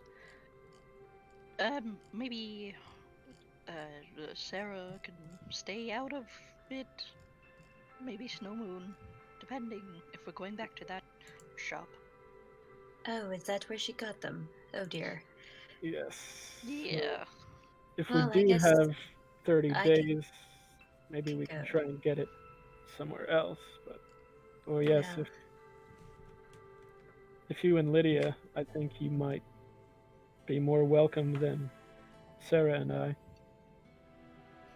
Yeah, you just stay and far away from the shop. We'll go on in. due to your race, might not be as Oh. welcome. Right. You know, the town and all. No offense to you, of course. No. As long as you know what you're looking for. I guess you could Sort of. tell me the specific name and what color it was. Of course you would ask that. So the name of it is Wolfsbane.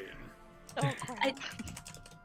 According to my character sheet, I do have proficiency with a herbalism kit, so I guess I wouldn't be totally in, in left field about potions and things, but I don't Oh, believe go ahead I've and come make across a this one. go ahead and make a nature check.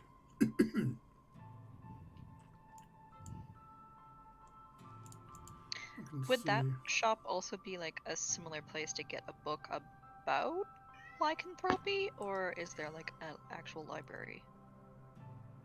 You can ask and see if there's a library in town. That from what Sarah and Snowmoon tell you, that store is literally like an apothecary. So they sell like potions, incense, things of that nature. There's not a whole lot of like literature in there. It's more, if you think of like your homeopathic remedies, things of that nature. I'm Oh, sure light Glimmer this will candle tell on your us. window. It'll keep the bats out. Light this candle. You'll have more children. I got a 21 for nature. Oh, okay. So with that check, you are, at least in passing, familiar with the wolfsbane plant. You're pretty sure that if you found some of it, that you could create a potion. It probably would not be the most pleasant to drink, as most of the ones that an apothecary would make. They've got a little bit more of a specialized equipment set for brewing potions. But with an herbalism kit, you're pretty sure you could cobble something together in need, should you be able to find the actual plant. Okay. It might be cheaper just to buy the plant than to buy the potion. I'm pretty sure I could turn it into something that snowmen could use. I mean, Or if I could find it growing in the wild. I mean, if you're fine with that, I can take either potion. It doesn't matter to me. Well, let's see if we can find a library and give us a little bit more information. And tomorrow, maybe ask Glimmer. Okay. Glitter. They're close. I want to have the young woman say something. I went, oh wait, they went upstairs. Nobody up there to correct. Yeah, we are upstairs having the. We don't want let everybody know. Not a good Dragon's idea. a pig. A what now? Do we want to do anything about the North Wind Strait, that situation tomorrow, or should I guess we should take care of the hog situation first. Well, I don't really know that we are ready to go to a whole nother plane. Or world. I don't think Fairy would know about planes. She would know about worlds. Just out of the blue. Oh, it involves that much. Okay, never mind then. I thought it was just a boat trip. No, a dimensional thing opens up and you're supposed to be able to see to a different place. That's what the story was. So we'll tackle that last, I guess. And our friend Dunbar, the boat captain, mentioned that he fell into something much similar to get here. Yes, he did. Maybe maybe this is the same thing. Who knows?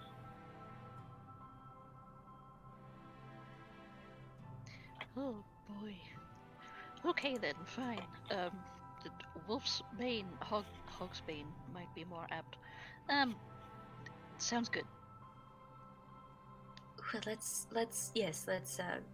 sleep, regroup in the morning, and look for a library or information. Okay, so the night passes for the majority of you without issue. Snow Moon, you do have dreams as you finally, as you're laying there, you spend your time meditating as you're prone to do each evening. As you finally lay down and put your head down and finally close your eyes and drift off to sleep. As you open your eyes, you're looking around, the first thing you notice is your hands are covered, your arms up to your armor in this very fine grayish brown fur. As you're reading, you sort of touch your body, your face, and you can feel tusks coming up in the snout. As you look beside you and you're looking around, you see what looks to be a werewolf on one side of you.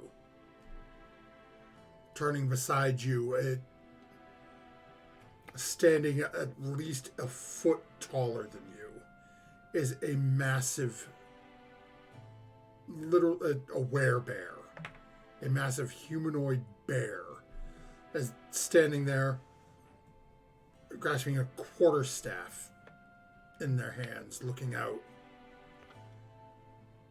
And as you look out into the area in front of you, you start to see this massive snow white stag. Looks to stand about 12, 15 foot from bottom of hoof to the top of the antlers.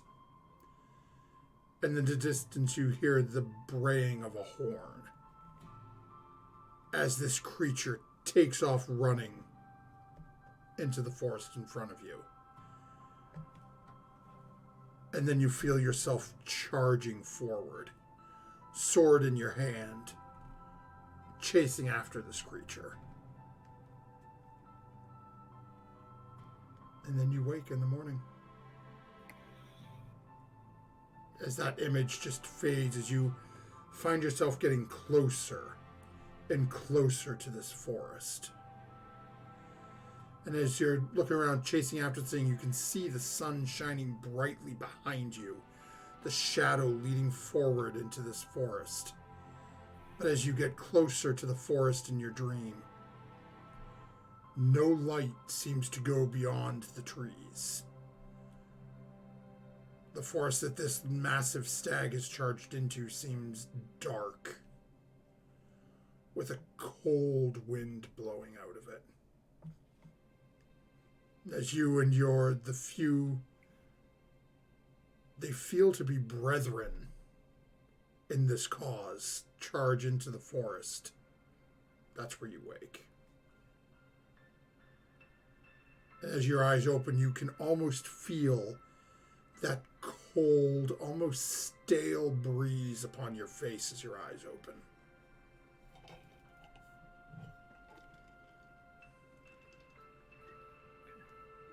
Yeah, and so he wakes up kind of with that like proverbial like wakes up straight and kind of like breathing heavy, and he'll like look at his arms like and start feeling them like because he had up checking for fur, and then he'll kind of like gather himself and his breathing will slow down a little bit. It seems as you're looking at, looks like you've got your same white scales. You're you. Okay. Yeah, so he's like he composes himself now after like that panic for a moment. Anything the rest of you would be doing as you're all starting to come to consciousness? Just heading down for breakfast? Yeah. Kitty is on the menu. Yes. No.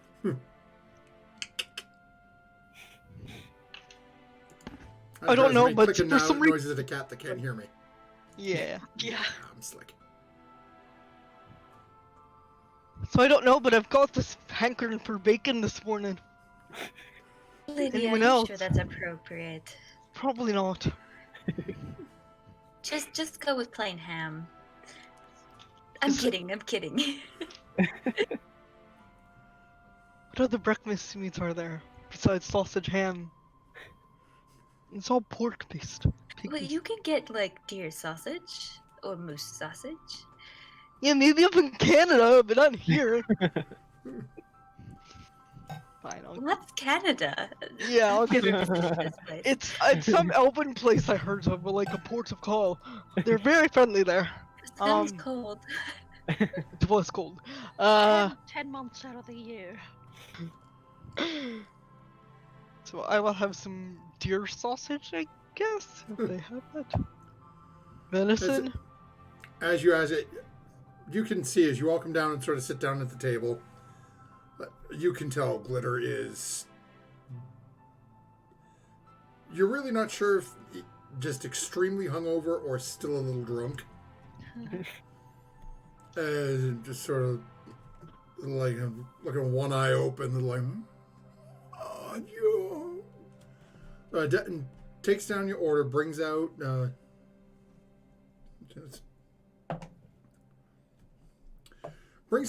half of what you asked for properly. Okay. So you definitely got a whole bunch of different sausages, but you've got about 6 or 7 different varieties. So you're really not sure. You're pretty sure at least one of these is probably a pig or a boar based. There's probably at least one that's venison, and there's probably a couple in there that who knows what. Best you don't know how the sausage. There's definitely a plate of bacon. They've got eggs, some fruit there. A couple of things that puts a couple of shots of whiskey on the table. Cup of tea. I like your style. So he's just bringing stuff over. It doesn't seem to really have any rhyme or reason to it. Gotcha. Look, Lydia, I've turned into plenty of animals. Pigs, cows, horses, chickens. I didn't know. Chicken was a failure. It was more like a pile of mush with a beak. That sounds Never terrible. mind. That's a bad experience. I eat all meat. It really doesn't faze me. So if Snowmoon has a problem with it, at this point, Snowmoon's like he's taking some of the breakfast meat onto his plate, so it doesn't Fair enough. It didn't cross his mind to not eat the sausage because of this. So. Well, if Snowmoon's cool with this, then it's okay with me or you, and he doesn't cool with everyone. He doesn't even realize there was a discussion about it going on. Although interestingly, Fury does not have any meat for breakfast. She Oh, just has okay. a couple pieces of fruit. So easy enough, and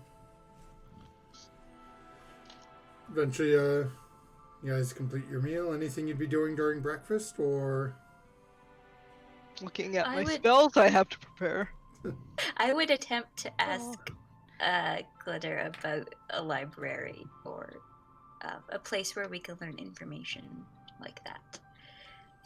Okay, it takes him a couple of minutes, but eventually he steers you in the direction, says that there's a library that's next to the basically next to the town hall, and he says it's nothing special, but basically it's what they've got. I guess we give it a go.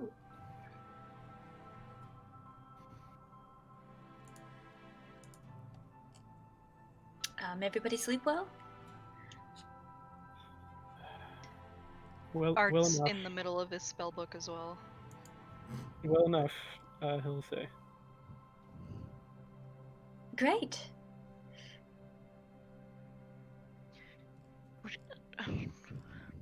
I will Would I know if lycanthropy was a curse? Go ahead and make a curse. I'll say either. Let's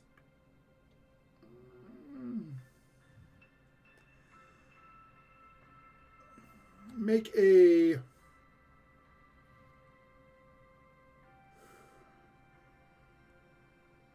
Make either an Arcana or a Religion check.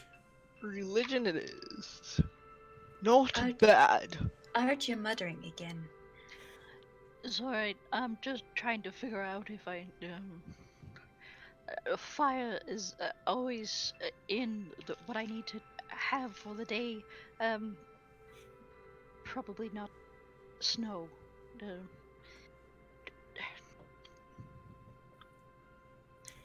21. Sorry. So, as you're thinking about it,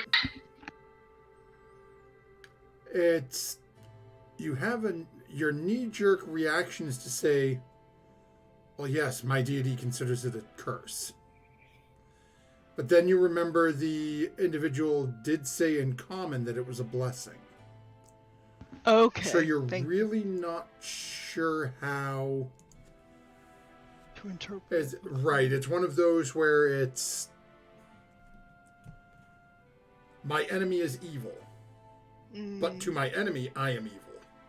Right. So there are certain deities will think it's a curse or something bad.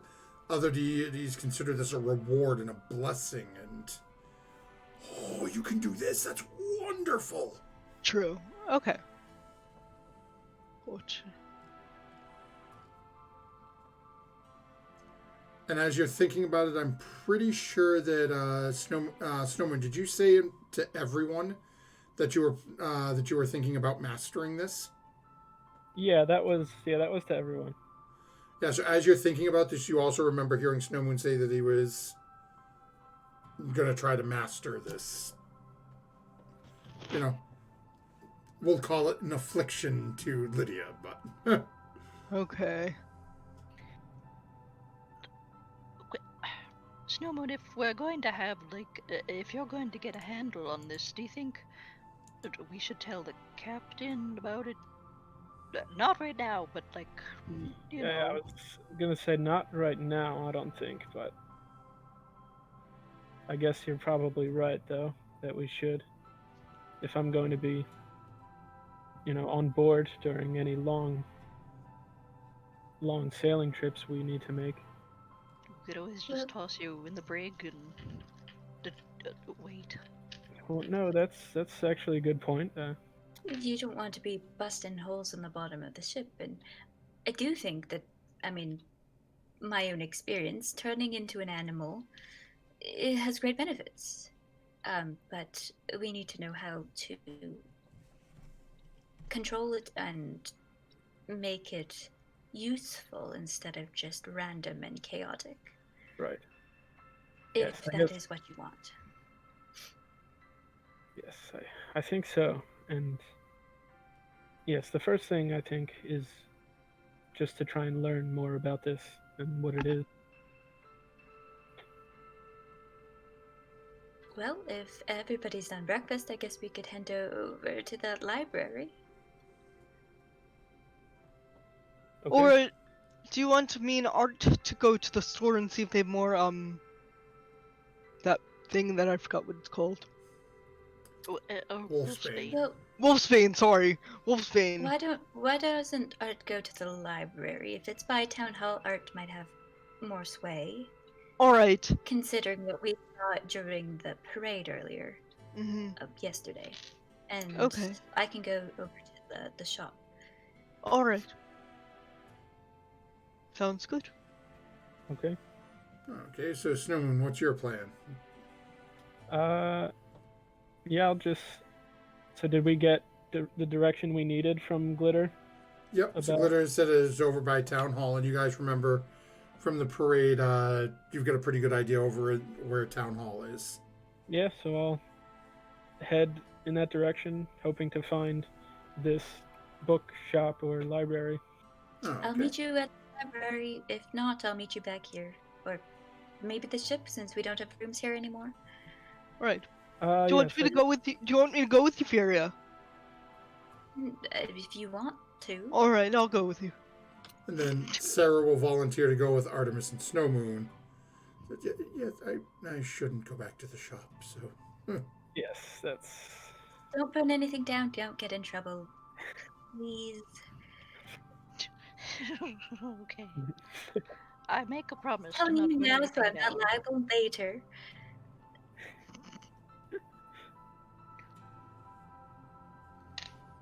Okay. So as we are all heading off, we will jump over first to Furia and Lydia. As you are heading back over towards, basically back to that same intersection where you had gone this time, but this time not sort of looping around the whole city, just sort of continuing the loop to get back there. As before you had followed the parade, and takes you probably about 15, tops 20 minutes to get there. As you start walking up, the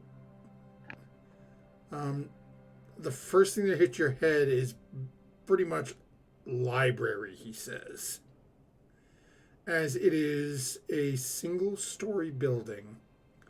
Looks to be no more than about 30 or 40 feet across. It's hard to tell how far back it goes, as this area of town, the buildings are a little bit more sort of squished together.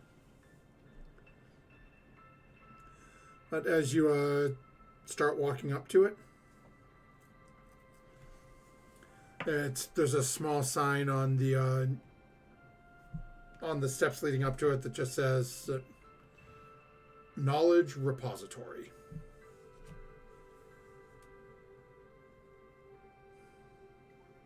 Fury and Lydia were going to the shop, not the library. I am awake. I promise. So, we will jump ship and jump over to Snow Moon and Artemis then. Oh, okay. I'm just going to sip on this for a minute. Yeah. So, about that library, folks. It looks like this is it. Start walking to the door and go to open it. Opens right up. As you walk in, Snow Moon, there is a counter behind it, and looks to be a somewhat young, gnomish lad sitting behind the counter. As he looks up.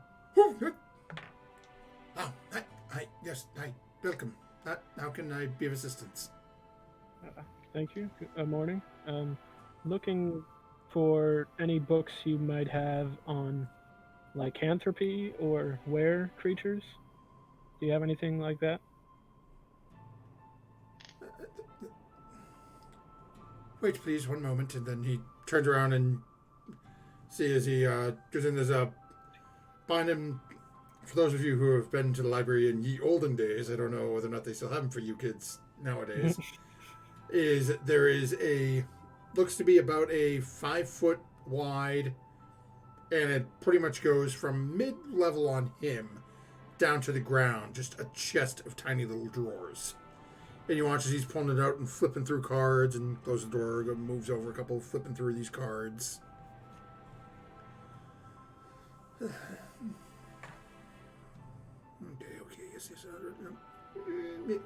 And you can hear him muttering back and forth a little. Finally closes it and comes back around, sits back in his chair, turns to face you. Yes, we do have a number of items for your perusal. If you go down to the end of this long hallway, up the stairs, take a left, take another left, fourth aisle on the right-hand side. On the right-hand side of that aisle, third shelf from the bottom, seventh book in from the right. You making a mental note of all that? Like, okay, thank you. We do have a strict, and he points to a sign sort of on the wall behind him. Yeah. No beverages, no food, no weapons. He looks over at Snowman and then again at Artis. Doesn't really seem to pay too much attention to Sarah, looking like the little elderly grandma. I will have to ask you to leave your sword with us here, though, sir. Very well. And he'll just gently draw it and place it on the table. As he reaches over, takes it, and again turns his chair around, walks back over to the counter. As you watch, as he on the top of that little thing of chests, pulls open a long drawer on the top, pulls out a small thing, ties a little rope around the end of the handle of your sword, rips off half the tag, hands you the tag. Please return with the tag. Without the tag, we will not return your item. Very well. And then looks over at Ars. Ars, do you have any weapons that are exposed on you? No. So he just sort of looks at you. Go along. Okay, sounds good. And just like as he's walking away, it's like just don't let anything happen to the blade. Just gives a little bit of a nod. And then he'll head up, following those directions towards the book. Oh, okay. Artemis, anything that you would be asking this individual about for information while you're here, or?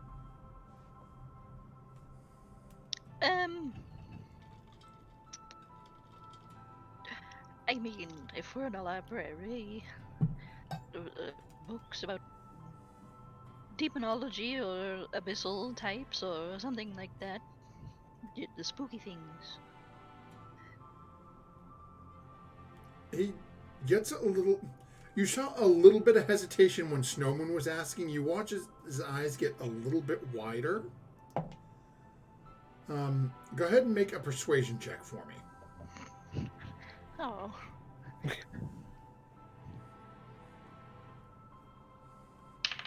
As it seemed to have assumed, Monster Hunter with the big guy with the sword, but... That is a 4. That's okay, because he rolled a 0. Oh my god! So as he looks over and says, I assume if you're working with him to hunt these creatures, let me see if we have anything. And he goes over and again takes another couple of minutes flipping through and basically gives you almost mirrored directions. So up to the right, take a right, but he says, no, you need to go all the way to the end, and then you're going to need this. And he reaches over and goes down on the desk in front of him. You hear a click, drawer sliding open. Then he pulls up and sets, you hear, on the counter in front of you. And it looks to be about a good 35, 40-pound chunk of some sort of metallic material, with a large hole cut through one portion of it. Basically, it looks almost like a chain chomp, a massive ball on the end of a length of chain. At the tail end of the chain, there's a small key. Oh, okay. These books are in the restricted section. Please, we allow no more than one individual in at a time, and not him. Oh, okay, well, it's me who's looking for it, so sounds good. Is there any restrictions on borrowing said books, or is this a kind of you read them here? They remain in our possession. We cannot have this level of information reaching other people. No. And as he that's says that, exciting. you watch as the eyes turn and are following Snow Moon walking away And towards the stairs. Actually, like he heard this conversation and stopped, and he'll turn and say, "Does the same apply to the book I'm looking for? Can I purchase that, or is it just for browsing only?"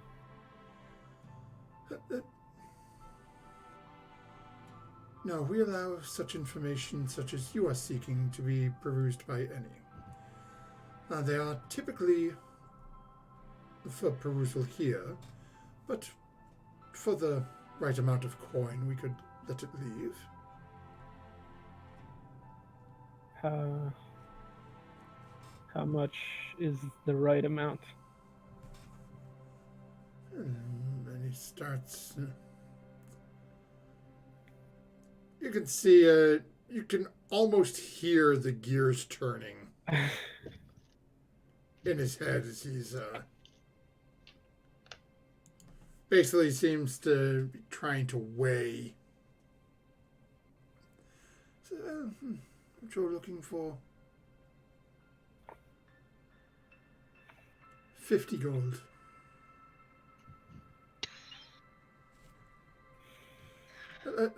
I suppose you are with this one, so I can give you a discount and say 45.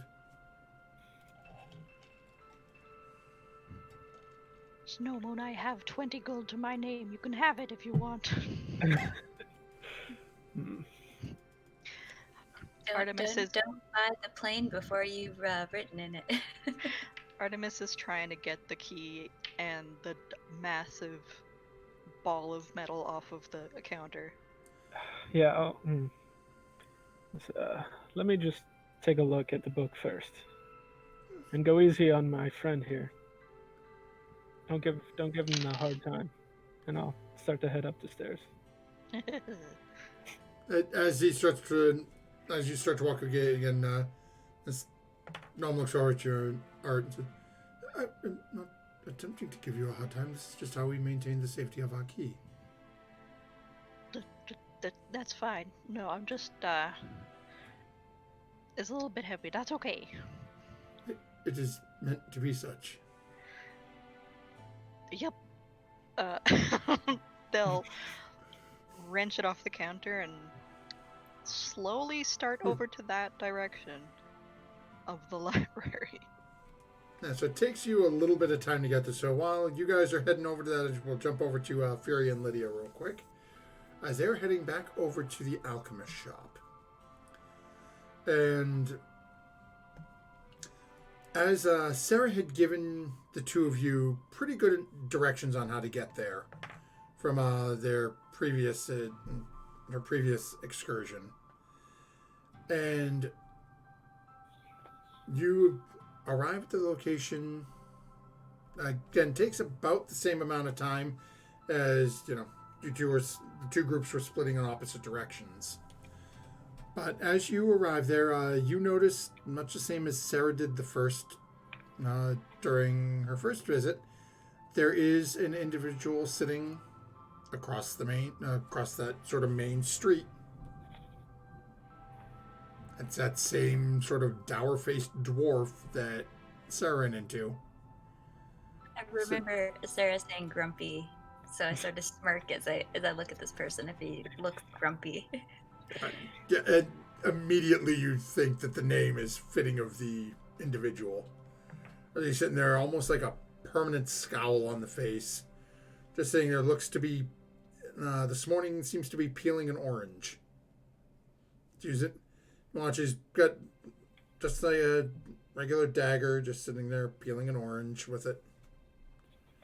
As he, peels one thing off and lets it fall to the ground, looks up and looks over at the apothecary, and back down, peels another length off.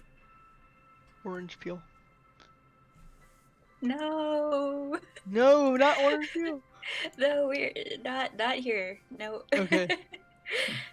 I don't know what you're talking about. Yeah. Foreshadowing. Okay. So. Should I disguise myself as something different, or do you think this is okay to be in? It's a little late for that. I know. Okay. And That's I'm fine. opening the door and just going in. Okay, I will follow. And you see looks to be a very elderly shopkeeper behind the counter, back facing towards you. Seems to be muttering around on the back wall, just checking stock and moving things. And yes. How can I help you? Morning. I'm looking for a specific potion. Do you, by chance, have a wolfsbane or a couple? Wolfsbane? Yes. As he sort of turns over and looks, the arms folded in the sleeves, turns to face the two of you. Has one of you been bitten by the bug, shall we say? A mutual friend. That's a pretty blasé way to say it. Well, I suppose I do have a few of them. Well, even if you have the plant, I could work with that. And as he laughs and sort of gestures over. Behind the counter, there's a small, what looks to be almost like a beaded curtain that leads back towards a workstation. And as he sort of pushes the bead over, you can see there's just, along one side of it is just rows of plants growing. And in there, Maybe- Go ahead. Maybe we could buy a plant up here, yeah. That way we can keep it on the ship in case things get dire. Yes, that's what I was thinking, but Okay, maybe not sorry. give away information we don't have to. I Okay, do have one or two of the plants, although they are quite expensive in comparison to the potions, as you could of course imagine. If I sell you my plant, then you have no need to come to me for the potion. So True, I tend to be rather good with plants, however. So as he goes back there and comes out with a small plant and sets it down on the counter in front of the two of you, and Fira, you recognize it immediately. This bluish purple plant almost looks like it is wearing its own hood.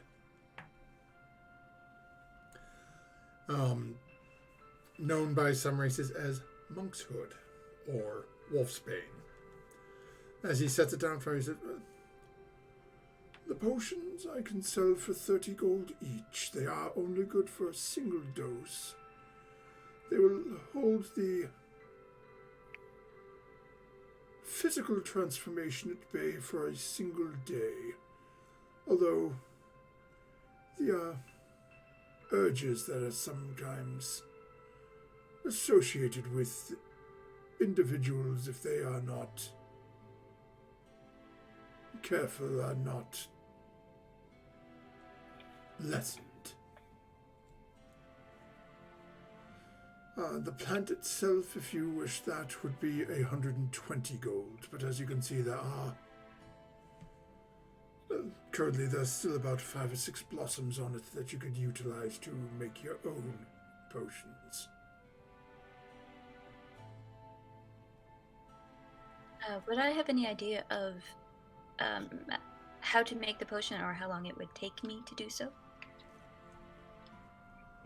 Go ahead and we'll say make a check with your herbalism kit.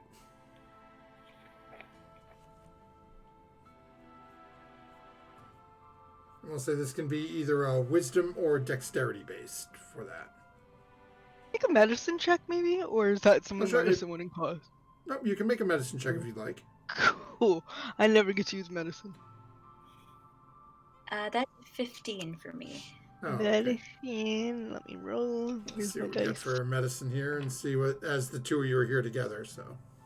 22. Oh, okay. So, Ferris, you're sort of hemming and hawing, thinking that how the herbalism, how much of the plant you would need, what you would need to do. As the two of you are sort of going back and forth looking at this plant, between the two of you, you're pretty sure, with a couple of things that Lydia mentions, that between preparing the couple of ingredients you would need, you would have to use one blossom from the plant for each potion, and it would probably take physical labor no more than an hour or two. But then to let it basically set to be prepared to take would probably be about 5 or 6 hours. So you're pretty sure, like, if you were to do it at evening after dinner before you went to bed, by the time you woke up in the morning, that would be one fully functional Wolfsbane potion.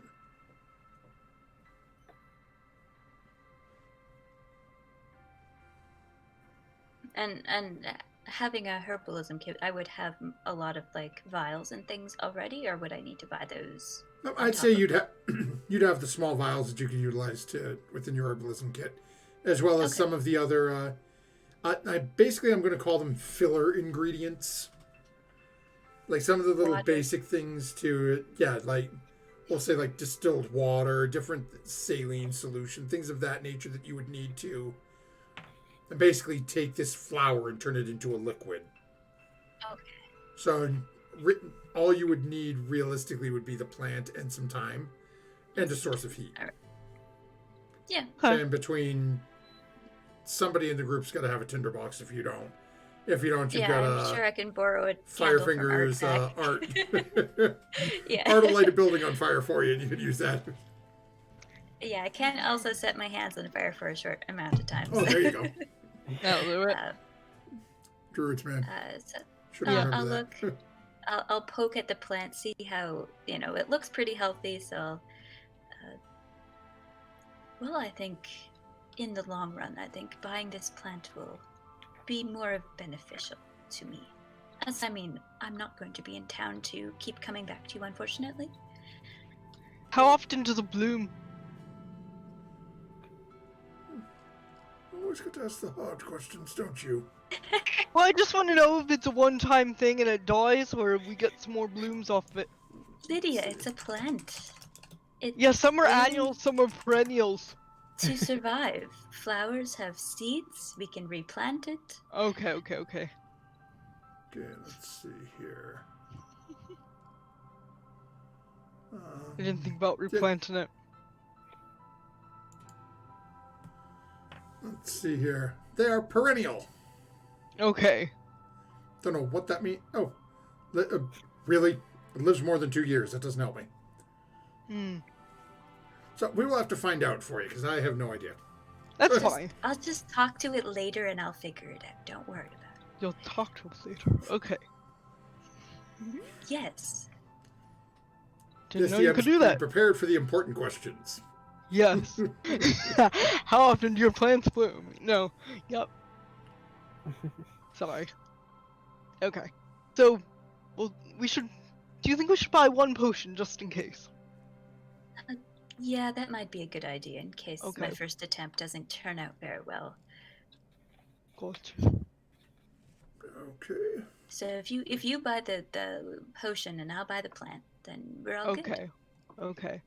So you said 120 for the plant and the potion? Sorry, I forgot. 120 for the plant, and it would be 30 Okay. for the potion. I only have 3 potions, though, so... I'll start digging out 120 gold for the plant. Yeah, and I'll hand over 30 gold for the one potion. Okay, so he takes the coin for you, and so as soon as he sets the plant over in front of Fury, and then goes over and behind the counter again, pulls out a small vial and hands it over to you, Lydia. Mm-hmm. So we'll tell Snow Moon he owes us 200 gold each, right? I'm kidding. This plant's mine. I'm using it for Snow Moon, but it could come in handy later.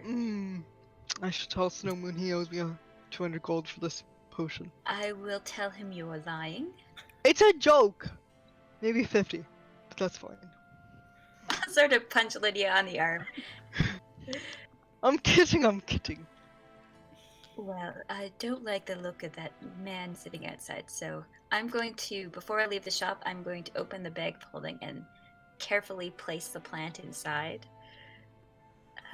And then... And you say that out loud about the man out front? Yeah, I'll say, I just don't like the look of him outside, and I'll start to walk towards the door. Is he really out there yet again? Yes. I believe he was a dwarf peeling an orange? At least he's finally eating something different today. Yes, watch out for them. They will be watching you now that you have come here. And then I point down to my bag. Well, I'm taking a precaution. I just know that they are watching now. Sorry about that. Yes, sort of. Eyes down here and all. So I've heard. Indeed. They're a little rough around the edges. I hear. Anyway. Yeah. Thank you very much. Yes, thank you, sir. Gives a little bow.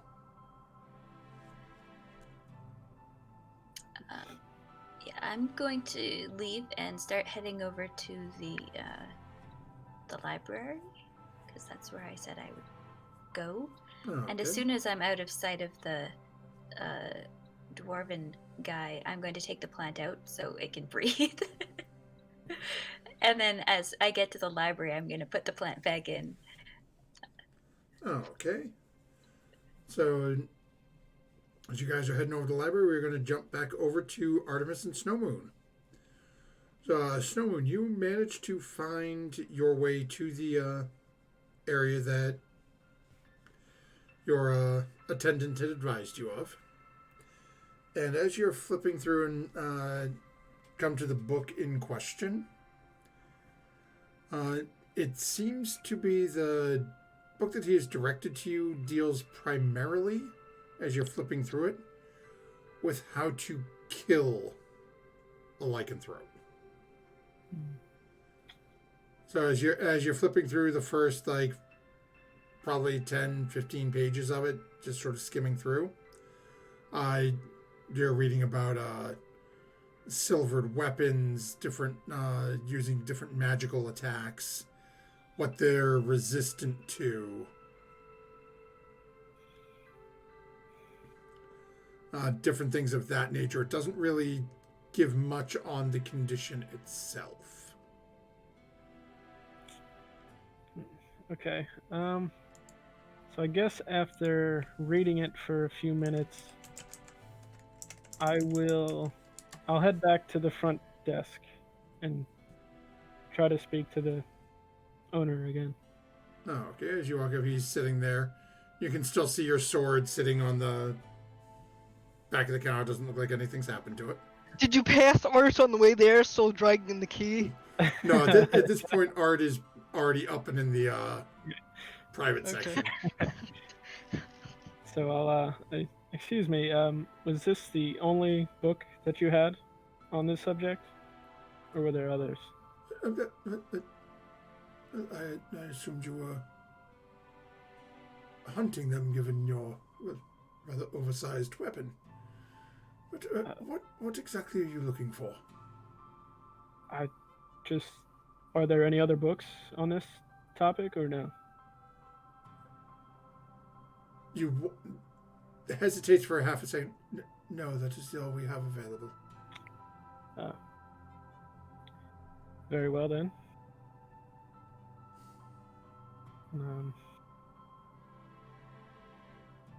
Yeah, I guess I'll just head back.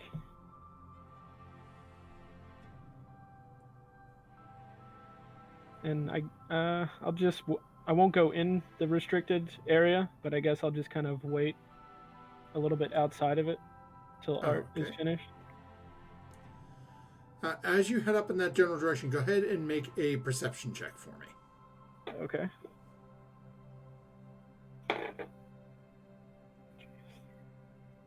Six. Okay. It's a very nice library. And as you get up near the restricted section, you see that the door to the restricted section, and this is something Art would have noticed already, but we jump to you first. The door to the restricted section is only 3.5 feet tall. It looks like it is literally designed so that only people of a certain stature are allowed in this section of the library. And with that, as you are waiting outside, we're going to jump over to Artemis within the restricted section of the library.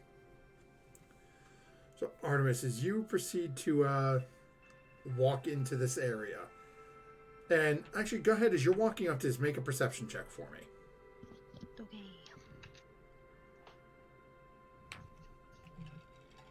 Okay. 21. Alrighty then. So, as you approach the, as you walk up to the door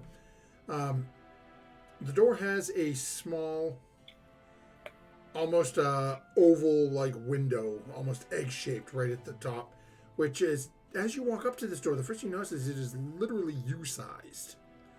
So as you're walking up, you can see this opening allows you to look right into this room.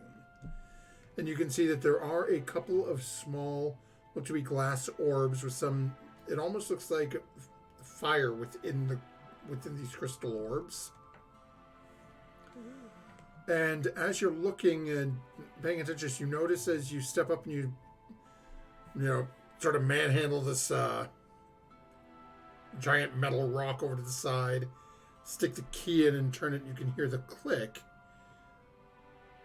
You notice that there is a flash of light beneath your feet. And as the door opens, you realize that you are standing on what appears to be a glyph of some sort that is still active. Looks like whatever that brief flash was, you didn't trigger this by opening the door. And as you start to walk into the room, get a couple of feet in and you hear, and then a click as the door closes and seems to lock behind you. Quick turn and glance, and you see there is a keyhole on this side of the door as well.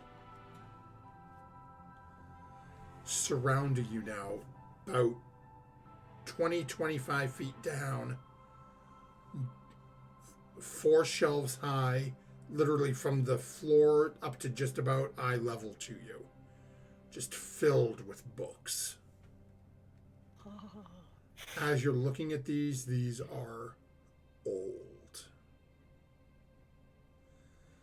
Like some of these, as you're looking at them, you can see seem to almost have chains wrapped around them. And each one, there's small little listings above each one, or like each section, I should say. As you're looking, you can see there is first section mentions a blood war. And those seem to be some of the oldest books in there. As you scan down, you see abyssal creatures, fiends of the 9 hells. The other side, celestial creatures, inner planes, outer planes. It seems to be that this section of the library has a vast amount of information held within it. That's wonderful. I'm going to take a good sniff of that old book smell, and then probably start with the book about the planes. Oh, okay. As you open it up and look at it, it's It's a little much to even look at it first. There's just a level of information in here that you weren't necessarily expecting to find in a place like this. So as you're start flipping through this, and you can see again, just looking at the first couple of pages, it mentions the material plane, which you would know just from existence is where you are now, but mentions Mount Celestia, where typically what most races view as the good aligned gods tend to reside.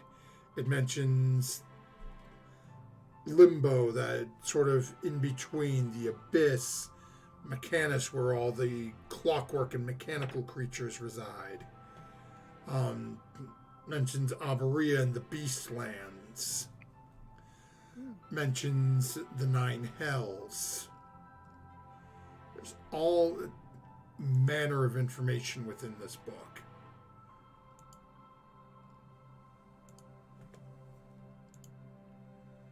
And as you're flipping through, it also gets an even mentions the ethereal plane, some of the inner planes. My head went blank, and I finally remembered it. Bader, that is the name of the Plains of the Nine Hells.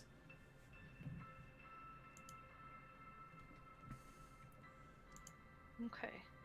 So there's a whole lot of information held within just even this first book that you picked up. Oh boy. But again, it seems to be mostly, as you're scanning through, like a general overview. Mm-hmm. So it'll give you information on, okay, well, Bador's ruled by, ninth level hell. Asmodeus rules there. He rules over hell. Then flipping through and, Mount Celestia is where Jazarian lives. Mentions all these different deities and names and things that you've never heard of. And some maybe that you have.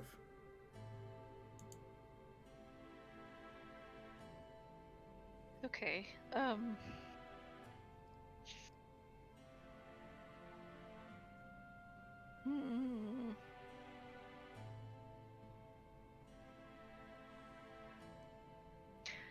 Okay, sure. Let's go and look at the scary book that has chains around it. That's good. Okay. So as you go over and start to pull this book out, immediately upon touching it, you get this, almost like this cold energy seems to pour into your hand. I need you to make a wisdom saving throw for me. Ooh. Okay. Okay, I have advantage against Magical effects as your gnome. So yes, you do have advantage on this. Oh, okay, that is good because the second one was a natural 20. All right. Okay. As your hand touches this book and you sort of pull it out, you feel this cold sort of almost like a shiver up your spine, like there's something wrong about this book. As you sort of turn it over and look at it, you can see the chain on it. As you start to unwrap this chain, you feel a prick on your thumb. And you watch as a small drop of blood drops off your finger onto the binding of this book. Oh boy. And as the book seems almost to draw the blood into it,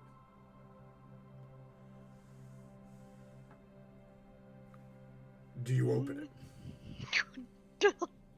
We've come this far, yes. So as you open the book, the first thing you notice is it's blank. Okay. And then as you start to look, in what can only be described as like almost like a dried blood-colored ink. You start to see words appearing on the page. And it starts as you're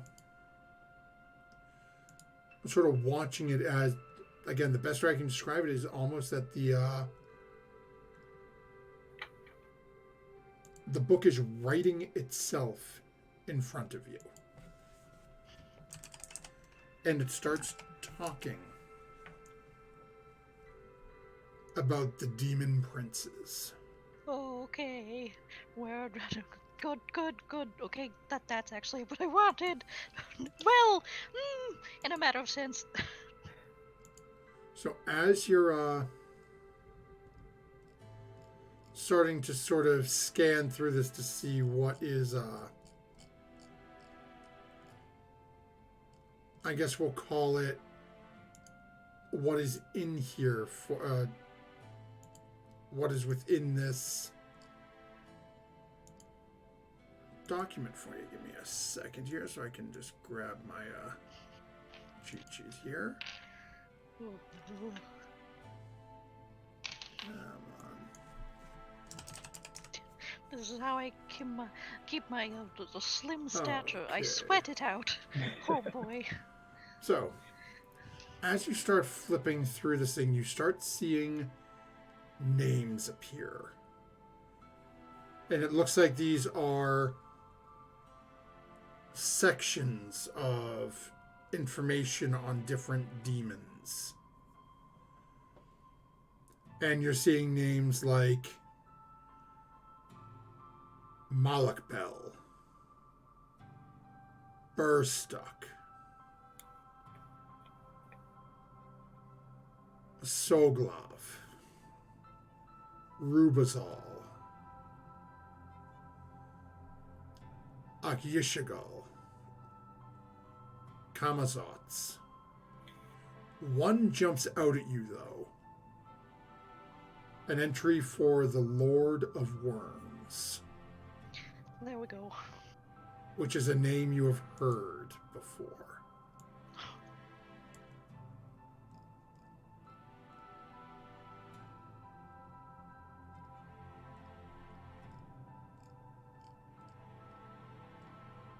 Would you continue to flip through or just... Oh yeah. Okay, well, are you flipping to one of the names or you just continue to scan through the, I guess I'll say the index?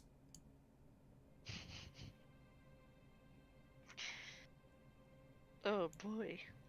I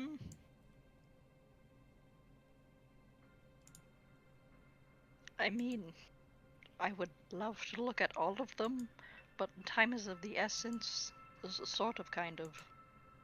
So I'd probably just go to the one about worms. Okay. Maybe taking a look at like the first couple, but yeah. Okay, so as you flip through the first couple, do me a favor, roll 2d6. I want to see as you're flipping through who you stop on. 4 and 6. Okay, so let's see here. So, 1, 2, 3, 4. Okay, so we'll grab you. Oops, I'm covering people up. And we'll grab you. Okay. So the first one that you, as you're flipping through, and again, just that worms is in your mind. So you just flip through and just pop open a page and look, and you pull up and it mentions a demon called Malakbel. And what it basically, it looks like a very sort of very poorly drawn image of a humanoid skeleton with very long, oversized fingers, wreathed in molten flame.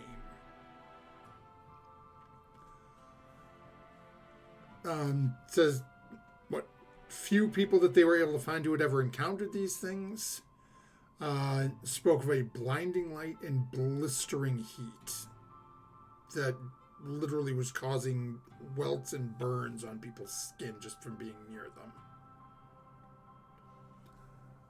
It also mentions that they are messengers, that the typically sent by a demon lord or dark gods to the mortal plane to deliver a message to someone. Also said it is rare for anyone who hears the message to survive. But... And then as you continue flipping forward, you come to another creature called a Rubazal. And this creature, no image, no drawing or artwork is present in it. But as you're looking at its description, it says, resembles a black-furred stag that walks like a man. Huge branching antlers arching above its cold, lifeless eyes. Has a very short, sleek fur on its upper body and then shaggy legs, almost sort of like a satyr on the lower half. Okay. Oh. And it mentions that they are they're called a counting. They are known as counting demons. As typically, if you think of like old vampire movies, oh, you want to stop Dracula? Throw a handful of seeds. You can't do anything till he counts them all. Gotcha. Oh, okay. That's how they're describing this in here. It also does give a caveat on to it is they seem to be able to count exceptionally fast. Tested with large mound of gravel. And was completed in under 10 seconds. Okay. So it's...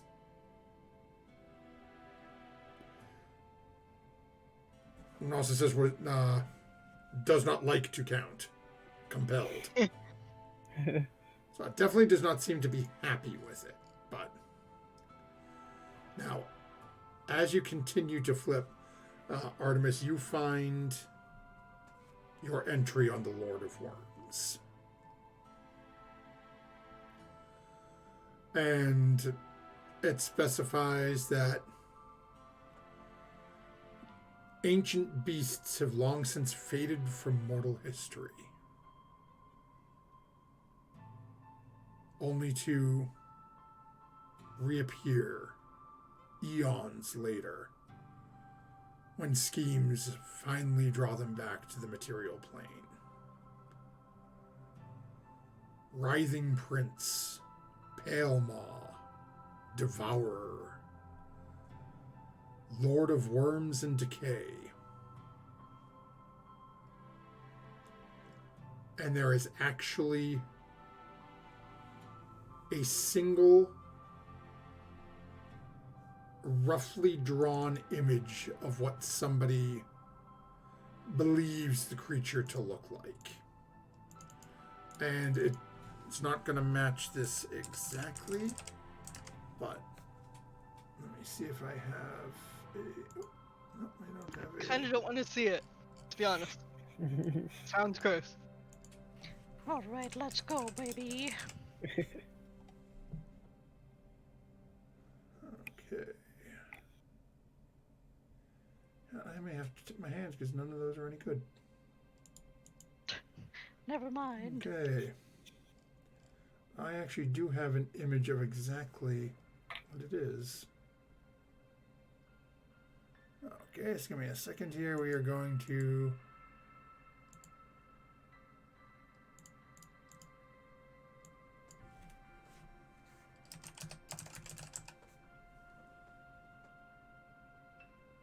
Okay, can I get you... Really?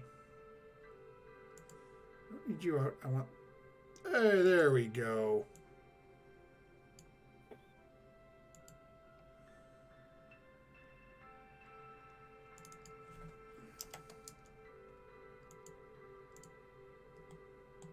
Then what we're going to do here is... Actually, we're going to throw this on that. Turn my map back on. So our viewers at home get to revel in the glory that is the Lord of Worms. And what you see is this. Oh. What looks Good, I to can't be, see it. Oh, wait. It's on the No! No. Oh, now I Those can. Well, Are those heads? Yeah.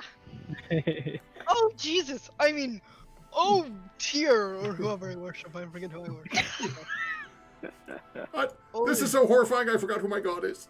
Yeah, I did. Art, as you're looking at this, the image you're seeing does not have the small spikes protruding out of it, and you don't see the faces on the end of this tentacled maw. But you see what looks to be, again, basically it looks like a giant purple worm with the mouth opened and just a massive writhing maw of tentacles reaching out. Did he kind of look like the guy we saw in the alley at all? Or was he more wormed than tentacled?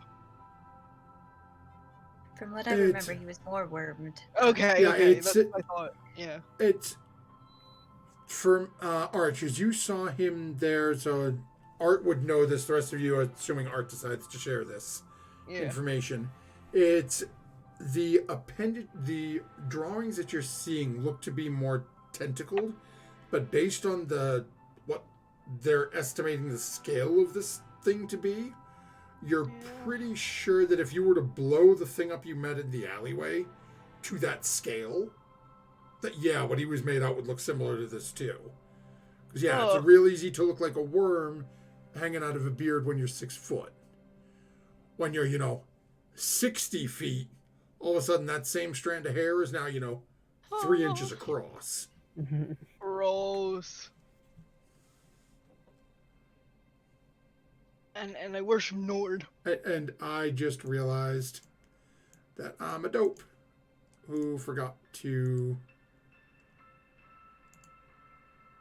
actually hit transition to show our viewers at home like I said I was going to. Let me transition that on over. There you go, viewers at home. Say hello to the Lord of Worms. Why'd you have to do that again? Now it's huge. Yes, because our viewers at home did not get to view it. Yeah, well. So I was just going to stay there and stare at you.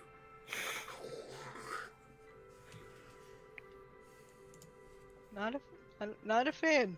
Gonna put my character sheet back over it. Well, this has been So that fun. is what you see in that section. God. Good to know. Definitely put some things together and screws up a bunch more. And why is this thing after us again? Do we know? No? Okay. I don't know. Maybe me. Who knows? No. You don't even know if it's after you. Okay, that's true. You ran into one individual that you attacked. Yeah. Because they were following you. Yeah, that's true. And Melee Billy gave me a slap on the hand. She gave me a slap on the arse. No, that would be you. Yeah, that's what I said. Okay.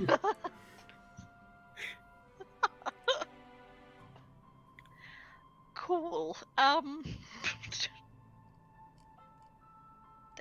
gonna close that book. Okay.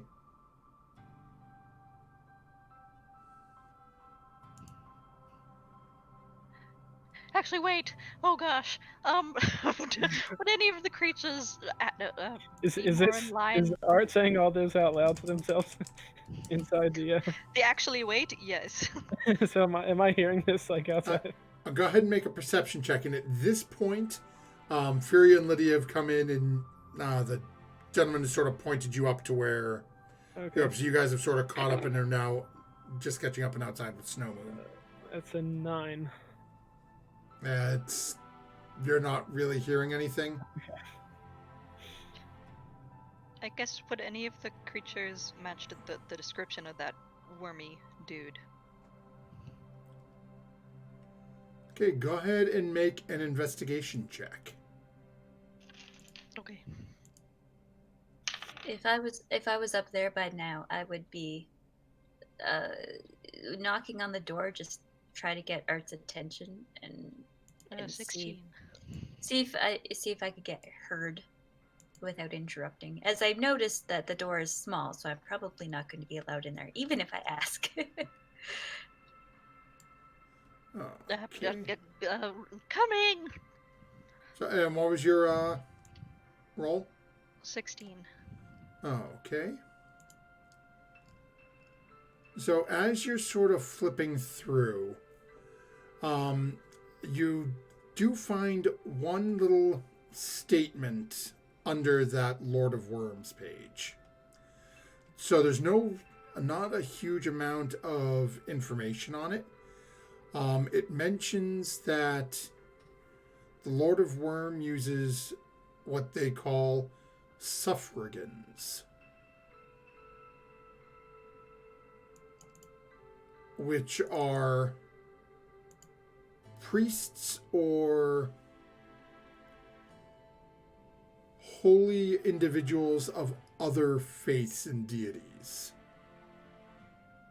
that have been corrupted by this entity. Once corrupted, they pledge devotion to the Lord of Worms, who then removes their heart and replaces it with a writhing conglomeration of worms, which, now that the cleric or priest or this holy individual is now dead, and these worms are now basically puppeting their body as basically an undead creature. Okay. Cool. Okay. Oof. And Put then that they back on the tend shelf. to follow. They tend to follow battle or death or people who cause death, and find the truly wicked and depraved among the corpses and offer them to the Lord of Worms to be brought back as servants. Jeez. It also mentions where they are undead, it does not seem that they require air, food, drink, or sleep.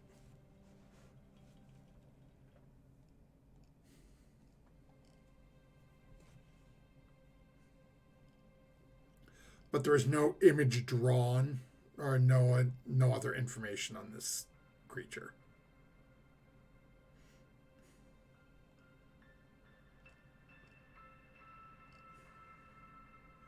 So upon reading that, go ahead and make an insight check for me.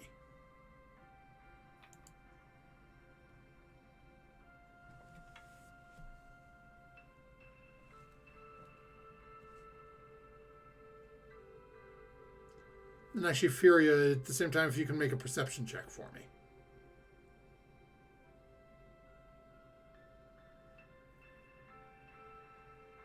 And Art, if you're saying things, I can't hear you. Dirty 20. Okay. There we go. Hey, welcome back. What was your insight check? Oh, well, there's the inside check. Okay, sorry. And Fury, when you knock on the door, you notice a flash underneath your feet. Okay. Beyond that, nothing seems to happen. You just notice 17. the flashlight. 17. So you're beginning to think after reading this that assuming that the creature that followed you is in fact one of these suffragans, it may have been following you. Basically looking at the group of you as, I guess I'll say, a free recruitment drive. Like someone may have someone may have been aware of some of the, piles of corpses that have been left in the wake of the group. And as they have, for the most part, been rather vile individuals. It seems like they may have just been looking for, hey, boss wants evil people. These people kill evil people. Maybe it was just looking for that, or maybe it was there to rip your heart out and turn you into a worm-faced servant. Oh, very reassuring. Okay, I'm putting it back. And about as you're flipping through that, you're definitely starting to hear knocking on the door. Good timing. Good timing. I'm done. Oh, hold on. Don't. Have you? And I'll say this a little bit quiet. Have you found anything to help Snow Moon? Yes, but actually no. Worm stuff, not boar stuff. Do you look? Okay. Okay, go ahead and make an investigation check.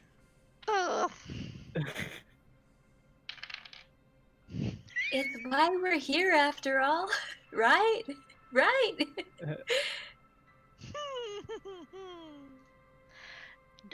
That's a 5. As you're trying to scan through the other section, see if you can find anything, your eyes keep getting drawn back over to that book that you've now closed and rechained. As you look down at your hand, the small speck of black where something pricked your thumb. I don't like it. I'm gonna cut this finger off. Probably for the best. Wait, what? Don't cut it. What?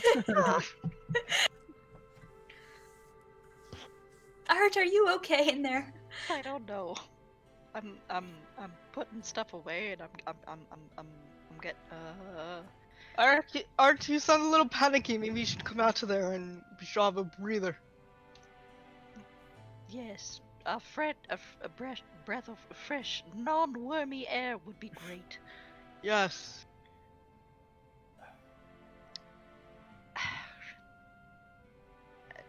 Is there like any way that I can do one more check to see if I can find anything about the lycanthropy, or am I pretty much?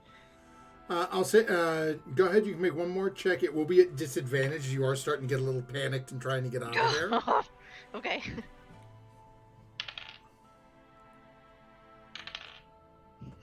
Yeah, you know what? That tracks. 12. Okay, so as you're flipping through, seeing through, it looks like this is dealing with I guess I'll say a much heavier level of like darkness from what you can tell here. You're scanning through, you're seeing things on demons and fiends, devils, celestials. Looks like it's on a much grander scale than what you're necessarily looking for lycanthropy. You do have a quick moment of, I guess I'll say almost connection as you're flipping back and forth, trying to scan through and find something. Remembering reading about the Great Hunt and remembering back to that first book that you picked up and started flipping through with the different planes, and a plane being listed on there as the Beastlands. So you don't really find what you're looking for, so to speak, but you do get that sort of feeling that this bestial great hunt, this strange plane that you haven't heard of called the Beastlands. You know, maybe there's somehow a tie into that. Okay, sounds good. Oh. Yeah, Art's gonna vacate that premises. Oh, okay. Probably just the room. I'm sure as you come out, again, you get that same as you pick up your massive boulder again, unlock the door. Right. As you go to step out again, you see that same sort of flash of light beneath your feet from the glyph. And again, nothing seems to happen. And the door closes behind you and locks, and your party is there waiting for you. Are you alright, Art? Like, seeing how distraught they look. You're really not going to cut off any of your fingers? Well, Don't do that. we'll see about that. I'll monitor it. I did not find anything lycanthropy wise. There is an extra dimensional plane called the Beastlands that might be something worth looking into. Oh, come to think of it, that man from earlier, or rather last night, mentioned a beast lord. He didn't really expand. It was a string of curses, and anyway. Maybe it's a new clue to follow, I guess. The book that the owner pointed me towards wasn't very helpful. It was mostly about hunting were creatures, but I mean, that might be useful in another way. Considering the amount of silver that we're carrying, or were carrying on our person. Yes, I mean, it wasn't anything that we haven't already learned. And for 45 gold, I don't think it's worth purchasing, so. I thought libraries were libraries, not bookstores. Oh, well, I asked if it was available to purchase, and he did make me an offer, but it doesn't seem like it's worth it. Yeah. Well, that's disappointing. But I wonder if staying low around the island to the capital would be of help. Maybe. I'm gonna ask him again before we leave. I'm not entirely sure. Maybe if Art asks him the whole truth. I'm just looking at the size of that door and knowing what we know about the town. Maybe if somebody of Artemis's race might have more sway than, say, you or me. True. Though he seems to be even more difficult with Art than with me, so. Well, considering the block. I point down to the thing that Art's trying to carry. I think it was just a preventative method. But, I don't think anyone would want to take that knowledge home anyways. Let Art give it a try. If he didn't tell you, I mean, what's the harm? I'll go back downstairs and hoist that thing back up on the counter. As you drop it down and reaches over and Did you find everything you were looking for? Yes and no. I know that the Dragonborn already asked, but do you have any books pertaining to other information on lycanthropy?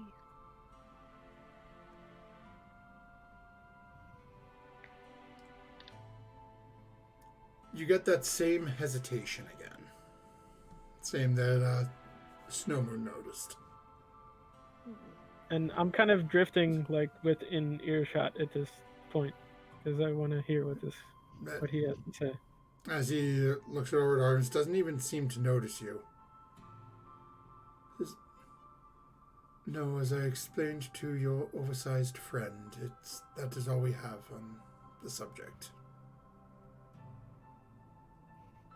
Could do a little bit of an insight on that there. Sure. Okay.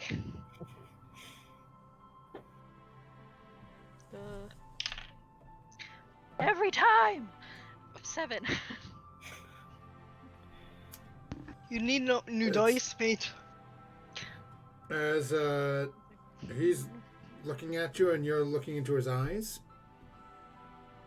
you can tell flat out that he is just no interest in helping Snowmoon whatsoever. Cool. And as a result, where you're asking the same question that he was, he's giving you the exact same answer.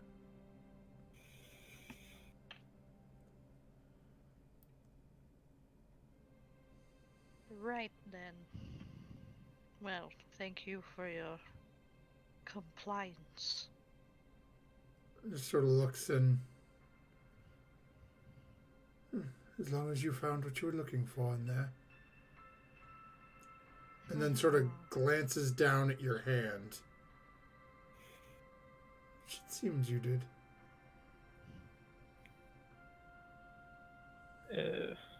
Art's getting the heebie-jeebies. They're gonna kind of oof, oof, oof. And I'm gonna like approach the counter at this point, and I'll get my ticket out to get my blade back from him. Sure. Thank you. Let me go see if I can find your item. And takes the ticket from you. Walks back over and goes. And as you're standing there, it is very obvious that your sword is the only thing on that.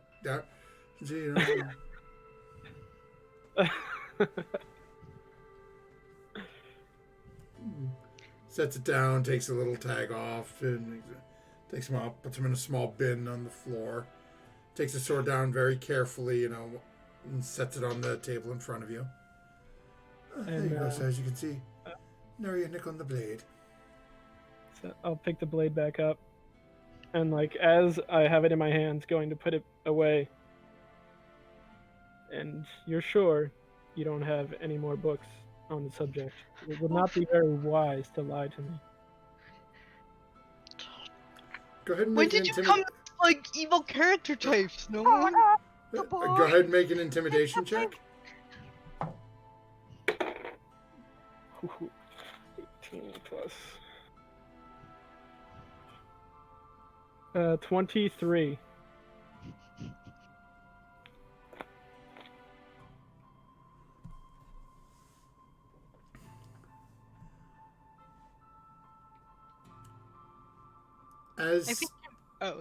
As you're standing there watching this individual, and Art, are you still right there as well? Probably near the door, but still That's close. so okay. If you're heading towards the door, you wouldn't see this, but Snow, when you watch, as this individual's face goes white, and you can. Both of you down there hear the sound of liquid on the floor. Yeah.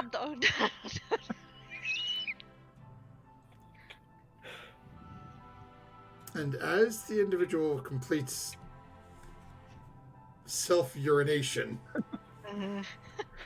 he then looks up at you. And you can see as it, sort of swallows a little hard, looks up, and with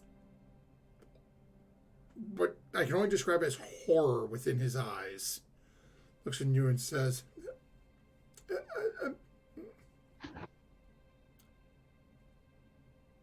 "We will not serve your kind here.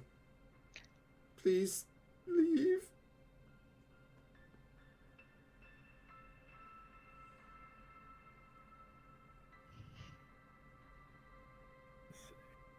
Just point me to towards the direction of the book, and then I'll be on my way.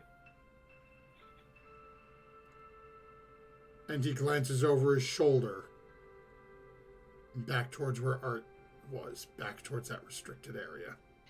Dang it!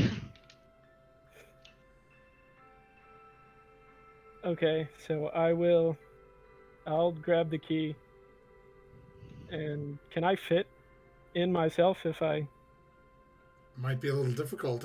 The door itself is only 3.5 feet, if that. Art, why don't you assist Snowmoon? What is the name of this book that I'm looking for?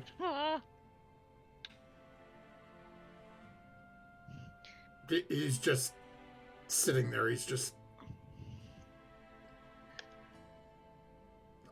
You can see the lights are on, but it doesn't seem like anybody's home. Snowmoon. He seems like he is literally in a state of shock almost.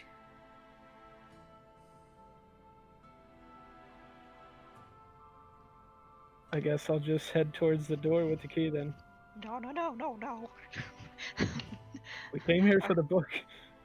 Yeah, but that door, there's a thing on the floor, and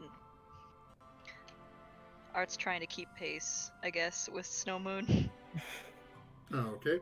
Snowman, are you like full on moving are you staying back with Art, or are you just taking off? No, I'll stay. I'll like keep pace so that I Okay. can follow. I'll stay down in the lobby area, just keeping an eye on the guy. Make sure he doesn't keel over or do something else. Okay, he is. He definitely just. Literally, he's sitting there, and it's just that like the lower lip is quivering a little bit, and it's just completely sort of just literally white as a bed sheet. All color gone from the face. I should have had some of that whiskey at the breakfast table. As Snowmoon and Art head back up to the doorway. At Snowmoon, you're just walking over and unlocking the door? Yeah. Okay. Now, you do notice, as Art pointed it out, there does seem to be some sort of glyph on the ground.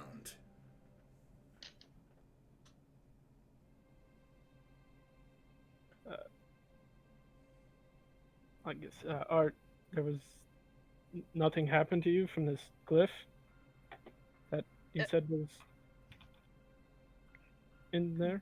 No, nothing happened to me. I am more concerned that something will happen if someone of a taller stature enters or attempts to squeeze through. And if it has something to do with the destruction of the books, I'd rather not have that happen. Okay. And you said you didn't see anything on the subject while you were in there? I didn't look in all of the books. I mean, if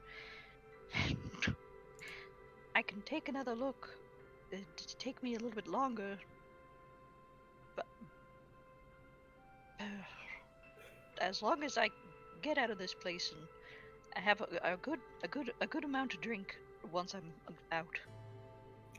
I mean, are you sure? I don't want to force you to go in.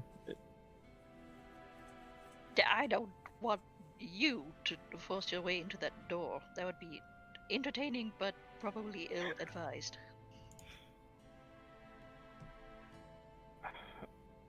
Okay, then. If you feel up to going in, I mean, we came here for the book, right? So we need to leave with the book.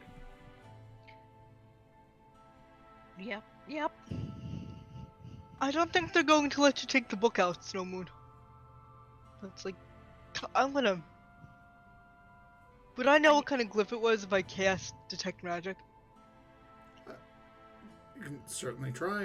Do me a favor, throw Detect Magic up in the chat for me, because I can't remember. I think it just gives you The school, I think. yeah. I also Yeah, I gotta have, look it up too. I guess more quietly, Art would say like, I do have like a notebook. I can jot down some things. So, Oh, I can only see the school. Okay, but would that be? My question would be if I did the school of magic. Would it be the school magic of the glyph? Like if it like killed him or something, or would I know like It would that it was tell you just a the glyph? it would tell you the school of magic of the spell itself. It would not tell you what the spell does. Okay, so never So mind. from- Can I not cast something? You don't have to. Okay, good. And then, yeah, responding to Art, I'll say, yeah, I guess if you find what we need and you can just write it down, that would work. sounds good. Well, once more into the abyss. They're going to head on back. Okay. So as Art once more unlocks the door, swings in to head into the library, into this restricted section. That's where we'll call it into tonight's session, is Artemis is once more into the fray. As Snowmoon, you now notice that same flash of light beneath Artemis's feet as Artemis enters the room. As the door closes, we'll see what Art can find next time when we get back together next week. Oh. So before we disappear, we need to decide what to do about a nat 20 for next time. I want to give it to Artemis because Artemis did a lot of information delving for us, so I thought that was super helpful. Yeah, there's definitely a whole bunch of information that Artemis has found so far. Yeah. So I thought that was There's a really good potential that for they took the more. initiative on that and went and found that out for us. So. Plus, small stature Art trying to rope a very large Duh! Yes. drawer. So like that would have any chance at the time. And actually, we've got a vote in chat for Art as well. So we are going to go ahead and give the nat 20 to Art for next week. Thank you. Good job. So we will be back Might need next it. week for it. To find out what happens in the library and what happens to the poor individual that Snowmoon has just emotionally traumatized. Yeah. Gotta change your alignments, Snowmoon. You're going evil. What do you mean going? He always Yeah, you're- was. Yeah. Just mean. White Dragonborn Just more whose vocal mommy and about daddy it were now. red and black. Born via Tiamat. Yeah. So, don't forget, folks, next time you're in a town where all of the smaller races seem to be slightly bigoted against the bigger one, don't forget to bring a big-ass katana to the library and threaten the librarian with it. And when you do, make sure to add your proficiency bonus. They just might be themselves. We'll see you next time, folks. Good night.